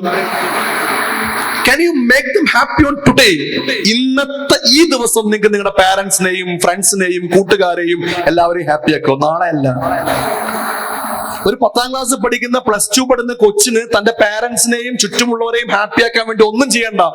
ഒരു 35 വയസ്സുള്ള ചെറുപ്പക്കാരന് അവന്റെ പാരന്റ്സിനെ ഹാപ്പി ആക്കാൻ വേണ്ടി മെഡിസിൻസ്, ഫുഡ്, താമസം, വസ്ത്രം എല്ലാം കൊടുക്കണം. പക്ഷെ 10th-ലോ +2-ലോ പഠിക്കുന്ന കൊച്ചിന് അവന്റെ ചുറ്റുമുള്ളവരെ ഹാപ്പി ആക്കാൻ വേണ്ടി രണ്ട് കാര്യം ചെയ്താൽ മതി. ഒന്ന്, ഏറ്റവും നല്ലൊരു മകളാവുക, മകനാവുക, നല്ല മൂല്യത്തോടെ, നല്ല ചിന്തയോടെ, നല്ല പെരുമാറ്റത്തോടെ, നല്ല ക്യാരക്ടറോടെ. സ്വർണം.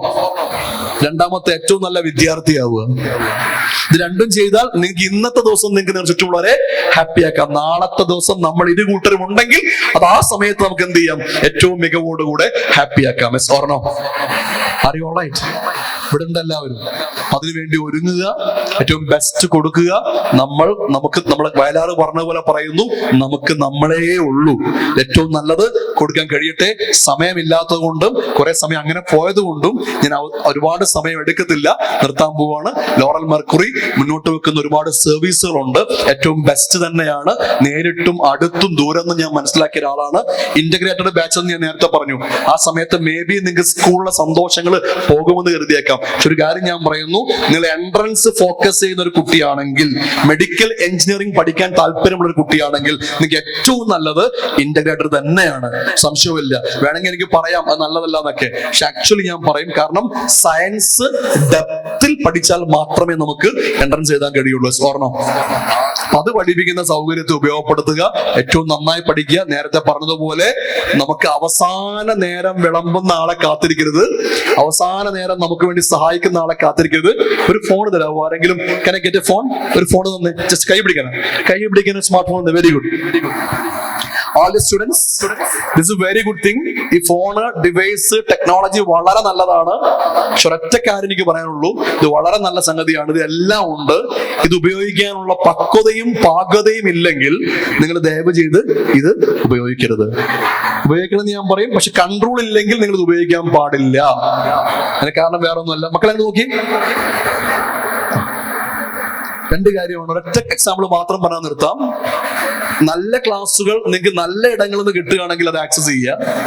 ഇതിനെ മാത്രം ഡിപ്പെൻഡ് ചെയ്തുകൊണ്ട് പോയി കഴിഞ്ഞാൽ അപകടം. എന്റെ ആലപ്പുഴയിലും കോട്ടയത്തുമുള്ള സുഹൃത്തുക്കൾ എന്നോട് പറയും, നിഷാദേ, നീ കോട്ടയത്തും ആലപ്പുഴയും വരുന്നു, ക്ലാസ് എടുക്കുന്നു, തിരിച്ചു പോകുന്നു, അതുകൊണ്ട് കാര്യമില്ല. ആലപ്പുഴയിലെയും കോട്ടയത്തെയും ഏറ്റവും നല്ല രുചി അനുഭവിച്ചറിഞ്ഞെങ്കിൽ നീ എന്ത് ചെയ്യണം? കോട്ടയത്തെയും ആലപ്പുഴയിലെയും കള്ളു ഷാപ്പുകളിലേക്ക് വരണം. അവിടെ നീ കള്ളു കുടിക്കില്ല എന്ന് ഞങ്ങൾക്കറിയാം, പക്ഷെ അവിടെ നല്ല കരിമീൻ കിട്ടും, നല്ല കൊഞ്ച് കിട്ടും, നല്ല താറാവ് കിട്ടും, നല്ല തലക്കറി കിട്ടും, ഫിഷിന്റെ. ഞാൻ പോകില്ല വിളിച്ചാലും. അപ്പൊ എന്റെ കൂടെയുള്ള ഫ്രണ്ട്സ് പറയുന്നത് ഞങ്ങൾ പൊക്കോട്ടെ എന്ന് ചോദിക്കും. അപ്പൊ ഞാൻ അവരോട് പറയും, നിങ്ങളുടെ വിശ്വാസം അനുവദിക്കുകയാണെങ്കിൽ, നിങ്ങൾ ഒരിക്കലും മദ്യപിക്കാത്ത ഒരാളാണെങ്കിൽ, ഇനി മദ്യപിക്കില്ല നല്ല ഉറപ്പുണ്ടെങ്കിൽ, നിങ്ങളുടെ വിശ്വാസം അനുവദിക്കുകയാണെങ്കിൽ, നിങ്ങളിൽ നല്ല ഉറപ്പുണ്ടെങ്കിൽ നിങ്ങൾക്ക് വേണമെങ്കിൽ പോകാം, നിങ്ങളുടെ ചോയ്സ്. പക്ഷേ നിങ്ങൾ എപ്പോഴെങ്കിലും മദ്യപിച്ച ആളാണെങ്കിൽ, എപ്പോഴെങ്കിലും മദ്യം രുചിച്ച ആളാണെങ്കിൽ, മദ്യം എന്താണെന്ന് അറിയാനുള്ള കൗതുകം ഉണ്ടെങ്കിൽ, ചുറ്റുമുള്ള കൂട്ടുകാരെല്ലാം ചെയ്യുമ്പോൾ ഞാനും ചെയ്യണമല്ലോ എന്ന് കരുതുന്ന ആളാണെങ്കിൽ, നിങ്ങൾ ദയവ് ചെയ്ത് തലക്കറി കഴിക്കാൻ പോലും, മത്സ്യം കഴിക്കാൻ പോലും, കൊഞ്ച് കഴിക്കാൻ പോലും നിങ്ങൾ എവിടെ പോകരുത്? ഷാപ്പിൽ പോകരുതെന്ന് പറയും. കാരണം നിങ്ങൾ കഴിക്കുന്നത്, ഓർഡർ ചെയ്യുന്നത് കൊഞ്ചായിരിക്കും. അറിയാണ്ട് കള്ളെടുത്ത് നിങ്ങൾ എന്ത് ചെയ്യും? കുടിക്കാനും സാധ്യതയുണ്ട്. ഞാനിപ്പം സാറിന് തിരിച്ചു കൊടുത്ത ഫോണ് ഇതൊരു കള്ള് ഷാപ്പ് പോലെയാണ്. അവിടെ നല്ല തലക്കറി ഉണ്ടാവും, യൂട്യൂബിലെ ക്ലാസ്, നല്ല കൊഞ്ചും ഉണ്ടാവും, യൂട്യൂബിലെ ക്ലാസ്, അവിടെ പലതും ഉണ്ടാവും. പക്ഷെ അതേ കള്ള് ഷാപ്പില്, ഫോൺ എന്ന ഷാപ്പില് ഇൻസ്റ്റയുണ്ട്, സ്നാപ്പ് ഉണ്ട്, ഗൂഗിൾ ഉണ്ട്, പോണോഗ്രാഫി ഉണ്ട്, ഗെയിം ഉണ്ട്, ഫ്രീ ഫയർ ഉണ്ട്. ഇതെല്ലാം കള്ളാണ്. സ്വർണം. അറിയോളൈറ്റ്. നിങ്ങൾ പാരന്റ്സിനോട് പറയും ക്ലാസ് എന്ന് പറഞ്ഞ് ഈ ഫോൺ മേടിച്ചു കഴിഞ്ഞാൽ നിങ്ങൾ പോലും അറിയാണ്ട് എന്ത് ചെയ്യും? കുറച്ച് കഴിഞ്ഞാൽ നിങ്ങൾ തലക്കരങ്ങ് മാറ്റിവെക്കും, കൊഞ്ചങ്ങ് മാറ്റിവെക്കും. ബാക്കി നിങ്ങൾ എങ്ങോട്ട് പോവും? സ്നാപ്പിലേക്കോ ഇൻസ്റ്റയിലേക്കോ പോവും. ഇത്തരം നാടകങ്ങൾക്ക് നമുക്ക് സമയമില്ല. സാറ് പറഞ്ഞത് ശരിയല്ലേ? സ്വർണം. Control your self. ഏറ്റവും നന്നായി പഠിക്കുക. ഒരുപാട് സമയമില്ലാത്തത് കൊണ്ട് കൂടുതൽ കാര്യത്തേക്ക് ഒന്നും പോകുന്നില്ല. നിങ്ങളുടെ ഉദ്യമങ്ങളെല്ലാം സക്സസ് ആവട്ടെ. നേരത്തെ പറഞ്ഞതുപോലെ ഈ ഒരു പ്രോഗ്രാം കോർഡിനേറ്റ് ചെയ്ത മലയാള മനോരമയും ലോറൽ മെർക്കുറിയും അവർ ലക്ഷ്യമിടുന്നത് ഏറ്റവും നല്ലൊരു സൊസൈറ്റിയെ വാർത്തെടുക്കാൻ തന്നെയാണ്. അതിന് ചേർന്ന് നിൽക്കുക. നിങ്ങൾ ആർക്കെങ്കിലും സയൻസ് ആണ് എന്റെ ഓപ്ഷൻ എന്ന് തോന്നുന്നെങ്കിൽ ഞാൻ തീർച്ചയായിട്ടും പറയുന്നു, സയൻസ് ആണ് പഠിക്കുന്നതെങ്കിൽ, കൊമേഴ്സ് ആണ് പഠിക്കുന്നതെങ്കിൽ, ഹ്യൂമാനിറ്റീസ് ആണ് പഠിക്കുന്നതെങ്കിൽ ആ സബ്ജക്ട് ഇൻ ഡെപ്തിൽ തന്നെ പഠിക്കണം. ഇല്ലെങ്കിൽ ഫ്യൂച്ചറിൽ നിങ്ങൾ അതിന്റെ ഉപരിപഠനം നടത്തുമ്പോൾ താറുമാറായി പോകും. ഓർണം. യെസ്, ഫിസിക്സിന്റെ ആപ്ലിക്കേഷൻ ലെവലിൽ ഫിസിക്സ് അറിയില്ലെങ്കിൽ, കെമിസ്ട്രി അതിന്റെ ഏറ്റവും നല്ല ഡെപ്ത് അറിയില്ലെങ്കിൽ, നിങ്ങൾ അതിനെ തുടർന്നു കൊണ്ടുവരുന്ന ഉപരിപഠനത്തിൽ നിങ്ങൾ വീണുപോകും. അങ്ങനെ വീഴാതിരിക്കാൻ വേണ്ടിയാണ് ലോറൽ മെർക്കുറി പോലത്തെ സ്ഥാപനം നിങ്ങളെ പ്രൊമോട്ട് ചെയ്യുന്നതും അവരൊരുക്കുന്നതും. കൂടെ നിൽക്കുക. എല്ലാവർക്കും ഒരുപാട് ഒരുപാട് ഒരുപാട് വിജയഭാവങ്ങൾ നേരുന്നു. ഹാപ്പിയാണോ? ജനറൽ ആയിട്ട് ഒറ്റ കാര്യം മാത്രമേ പറഞ്ഞുള്ളൂ. ഒരുപാട് കാര്യമൊന്നും പറയാനുള്ള സമയമില്ലാത്തത് കൊണ്ട് നിർത്തുകയാണ്. വലിയ സ്വപ്നങ്ങളുടെ പുറകിൽ ഏറ്റവും ഉദാത്തമായ ചിന്തയോടുകൂടെ യാത്ര ചെയ്യുക. ഈശ്വരൻ നിങ്ങളൊക്കെ അനുഗ്രഹിക്കട്ടെ എന്ന് മാത്രം പറഞ്ഞുകൊണ്ട് ഈ ഒരു വേദി സമ്മാനിച്ച ലോറൽ മെർക്കുറിയോട് ഞാൻ പറയുന്ന പോലെ ഒന്ന് പറയാവോ? റെഡിയാണോ? എക്സാം ഒക്കെ എഴുതാൻ പോവല്ലേ? പറയാവോ? ആന അലറലോട് അലറൽ പറഞ്ഞേ. ചെറിയ മാറ്റം വരുത്താൻ പോവാണ്. ആരാന്റെ ആന അലറലോട് അലറിക്കറഞ്ഞപ്പോൾ അവറാന്റെ പാപ്പാൻ അലറലോട് അലറൽ. ഒന്നുകൂടെ പറയില്ലേ? ആരാന്റെ ആന അലറലോട് അലറിക്കറഞ്ഞപ്പോൾ അവറാന്റെ പാപ്പാൻ അലറലോട് അലറൽ. മനസ്സിലായില്ല? ആദ്യം പറഞ്ഞത് +2 ബോർഡ് എക്സാം, രണ്ടാമത് പറഞ്ഞത് എൻട്രൻസ്.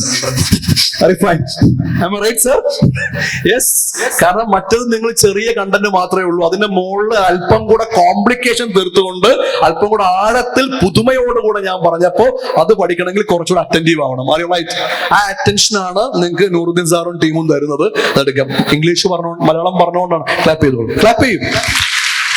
അതിലേക്ക് അക്സസ് ചെയ്യാം. രണ്ടാമത് ഇനി ഇംഗ്ലീഷ് പറയട്ടെ, ഒന്ന് മൂഡ് ശരിയാക്കാൻ വേണ്ടിയാണ്, എലവേറ്റ് ചെയ്യാനാണ്. പറയാവോ? റെഡിയാണോ? Black BMW, blue BMW, blue BMW, black BMW. Speed പറയാനേ. Black BMW, blue BMW, blue BMW, black BMW.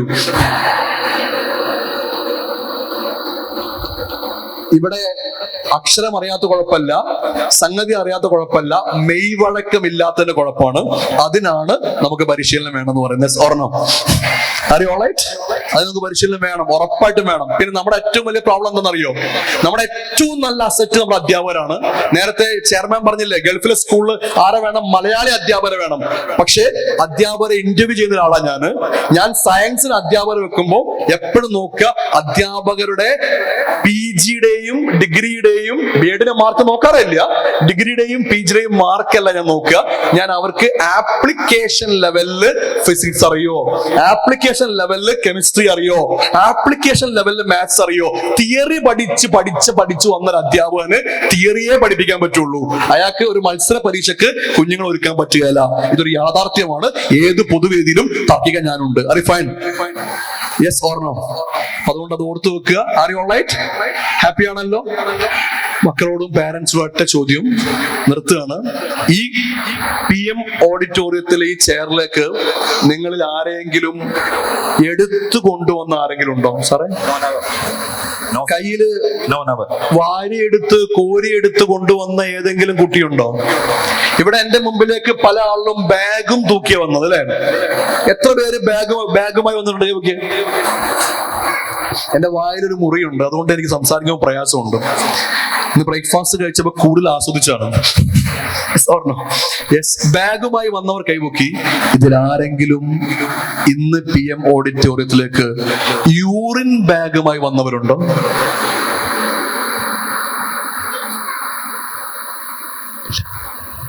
ഒരു സ്കൂളിൽ ഞാൻ ക്ലാസ് എടുക്കാൻ പോയപ്പോ ക്ലാസ് നടന്നുകൊണ്ടിരിക്കുമ്പോൾ ഒരു കുട്ടി മാത്രം നടുക്കുള്ള വഴിയിലേക്ക് കുട്ടികളെല്ലാം ഇരിക്കുന്ന ബെഞ്ചിൽ നിന്ന് മാറി അല്പം തള്ളിയിരിപ്പുണ്ട്.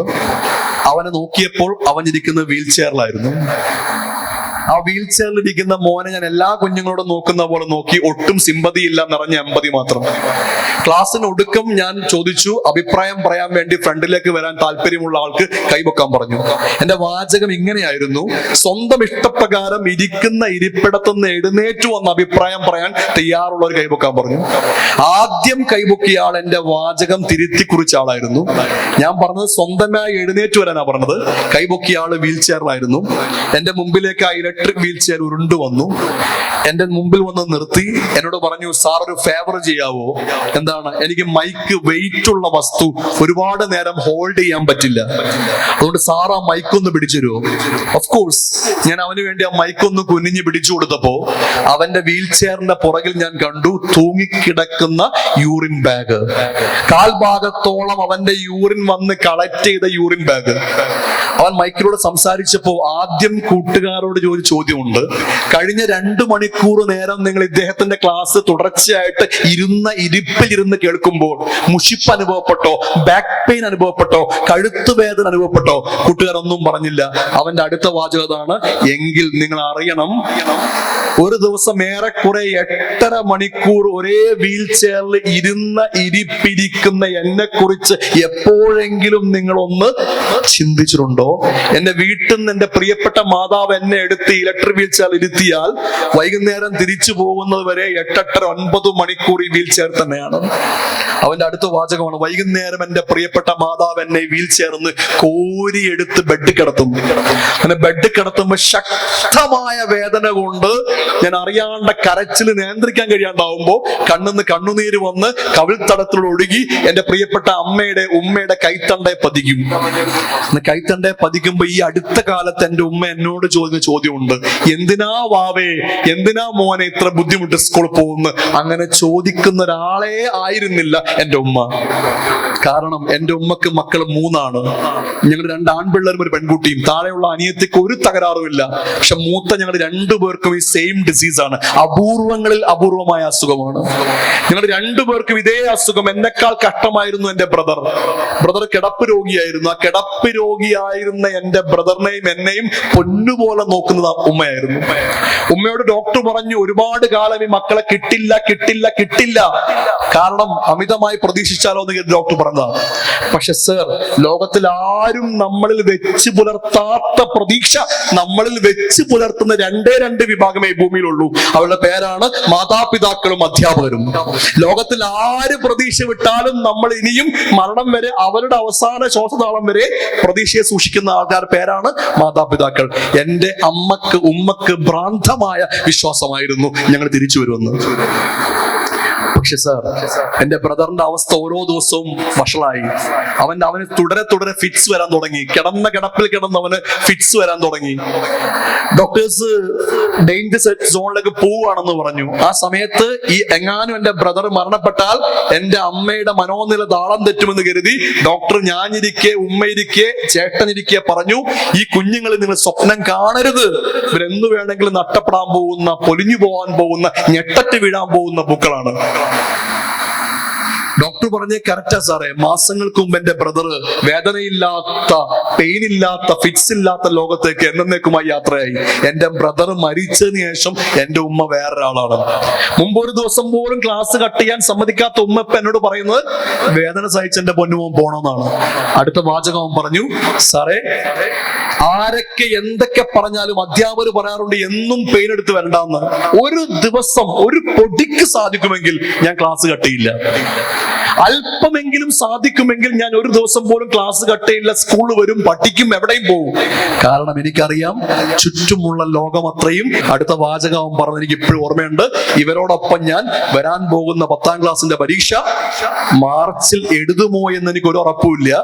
സാറേ, ഞാനെങ്ങാനും 10ലെ പരീക്ഷ ഇവരോടൊപ്പം എഴുതുകയാണെങ്കിൽ എന്റെ ഏറ്റവും ബെസ്റ്റ് റിസൾട്ട് ഞാൻ വാങ്ങുകയും സാറ് നേരത്തെ പറഞ്ഞ പോലെ ഏറ്റവും ബെസ്റ്റ് കോഴ്സിന് ഹയർ സെക്കൻഡറി ജോയിൻ ചെയ്യുകയും ചെയ്യും. മറ്റൊന്നും കൊണ്ടല്ല, ഡോക്ടർ ആവുമോ എഞ്ചിനീയർ ആവുമോ എന്നൊന്നും എനിക്കറിയില്ല. സാധ്യത വളരെ കുറവാണ്. പക്ഷെ എന്റെ കാരണം ഇതാണ്, ഞാനെങ്ങാനും ഇവിടെ നിന്ന്, ഈ ഭൂമിയിൽ നിന്ന് ആത്മാവും ശരീരവും പിരിഞ്ഞ് എന്റെ ഈശ്വരന്റെ, നാഥന്റെ മുമ്പിൽ പോയി നിൽക്കുമ്പോ എനിക്ക് എന്റെ ദൈവത്തോട് പറയണം, ഞാൻ തോറ്റു മടങ്ങി വന്നിരിക്കുകയല്ല. വീൽ ചെയർ ഇരുന്നിട്ട് പോലും നീ തന്ന ബുദ്ധിയും, നീ തന്ന കാഴ്ചയും, നീ തന്ന റിസോഴ്സും അതിന്റെ ഏറ്റവും മികവോടെ ഉപയോഗിച്ചുകൊണ്ടാണ് നിന്റെ മുമ്പിലേക്ക് മടങ്ങി വന്നിരിക്കുന്നത്. ഞാൻ ഒന്നും പറഞ്ഞില്ല. തോളി തട്ടി ആ മോനോട് നിന്ന് യാത്രയാക്കി തിരിച്ചു പോന്നു. റിസൾട്ട് വരുമ്പം അവന്റെ വിദ്യാലയത്തിലെ അധ്യാപകനെ വിളിച്ചു. സ്കൂളിൽ ഗംഭീര റിസൾട്ട് ഉണ്ടെന്ന് പറഞ്ഞു. ഞാൻ സന്തോഷം കാണിച്ചു. എന്റെ ചോദ്യം ഒറ്റൊന്നായിരുന്നു, ആ മോന്റെ റിസൾട്ട് എന്തായി? എന്നോട് അദ്ദേഹം ആവേശം കൊണ്ട് തുള്ളി പറഞ്ഞു, സാറേ, ഫുൾ A+. മാത്രമല്ല ഞങ്ങളുടെ സ്കൂളിൽ തന്നെ അവൻ സയൻസിന് അഡ്മിഷൻ എടുക്കും ഉറപ്പാണ്. ഞാൻ പ്രത്യേകം അഭിനന്ദനം അറിയിക്കാൻ പറഞ്ഞു. അത് അറിയിച്ചു. പിന്നീട് ഒരിക്കൽ ഞാൻ ഈ പറയുന്ന തലപ്പാറക്കടുത്ത് ആ വീൽ ചെയർ എന്റെ മുമ്പിലൂടെ ഉരുണ്ടു പോകുമ്പോൾ ഞാൻ വണ്ടി ഒതുക്കി ഓടിച്ചെന്ന് ഷെയ്ക്ക് ഹാൻഡ് കൊടുത്തു. പക്ഷേ മാസങ്ങൾ കഴിഞ്ഞൊരു ദിവസം രാവിലെ ഞാനൊരു ടോക്കിന് വേണ്ടി പോകാൻ വേണ്ടി, കുളിക്കാൻ വേണ്ടി ബാത്റൂമിൽ കയറുമ്പോൾ എന്റെ ഫോണ് വെളിയിൽ കിടന്ന് അടിച്ചോണ്ടേയിരിക്കുന്നു. ബാത്റൂമിൽ നിന്ന് പുറത്തിറങ്ങി ഞാൻ നോക്കുമ്പോൾ 8 മിസ്ഡ് കോൾ. അവന്റെ പ്രിയപ്പെട്ട അധ്യാപകൻ എന്നെ വിളിച്ചുകൊണ്ടേയിരിക്കുകയാണ്. ഞാൻ തിരിച്ചു വിളിച്ചപ്പോ തൊണ്ട ഇടറുന്ന ശബ്ദത്തില് ആ പ്രിയപ്പെട്ട അധ്യാപകൻ മക്കളായി സ്റ്റുഡൻസിനെ സ്നേഹിച്ച അധ്യാപകൻ പറഞ്ഞു, സാറിനെ വിളിച്ച് അറിയിക്കാതിരിക്കാൻ പറ്റില്ല. വിവരം കിട്ടിയ അപ്പം മുതൽ ഞാൻ വിളിക്കുകയാണ്. കാരണം സാറിന് അവനെ ഒരുപാട് ഇഷ്ടമായിരുന്നു, സാറിനെ അവനും ഒരുപാട് ഇഷ്ടമായിരുന്നു. നമ്മുടെ കുട്ടി വീൽ ചെയർ ഇല്ലാത്ത, യൂറിൻ ബാഗ് ഇല്ലാത്ത, എപ്ലസുകളില്ലാത്ത, വേദനയില്ലാത്ത ലോകത്തേക്ക് എന്നേക്കുമായി പൊലിഞ്ഞുപോയി. ഞാൻ എൻ്റെ മക്കളോട് ചോദിക്കുന്ന ഒരൊറ്റ ചോദ്യമേ ഉള്ളൂ, നമ്മൾ എത്രമേൽ ബ്ലെസ്ഡ് ആണ്? നമ്മൾ എത്രമേൽ ബ്ലെസ്ഡ് ആണ്? Think your self. പാരന്റ്സിനോട് ചോദിക്കുന്ന ഒരൊറ്റ ചോദ്യമേ ഉള്ളൂ, ഇത്രയും നല്ല മക്കളെ കിട്ടിയ നിങ്ങൾ എത്രമേൽ ബ്ലെസ്ഡ് ആണ്? തിരിച്ചും ചോദിക്കുന്ന ചോദ്യം ഇതാണ്. Think your self. ഏറ്റവും നന്നായിരിക്കും. നമ്മൾ ഒന്നിച്ചിരിക്കുന്നതിനോളം ഭംഗി മറ്റൊന്നുമില്ല. ഇത്രയും നല്ല കഴിവുള്ള, ടാലന്റ് ഉള്ള നിങ്ങളുടെ ഏറ്റവും നല്ല മോട്ടിവേഷൻ നിങ്ങളാക്കിയ ആൾക്കാരാണ്.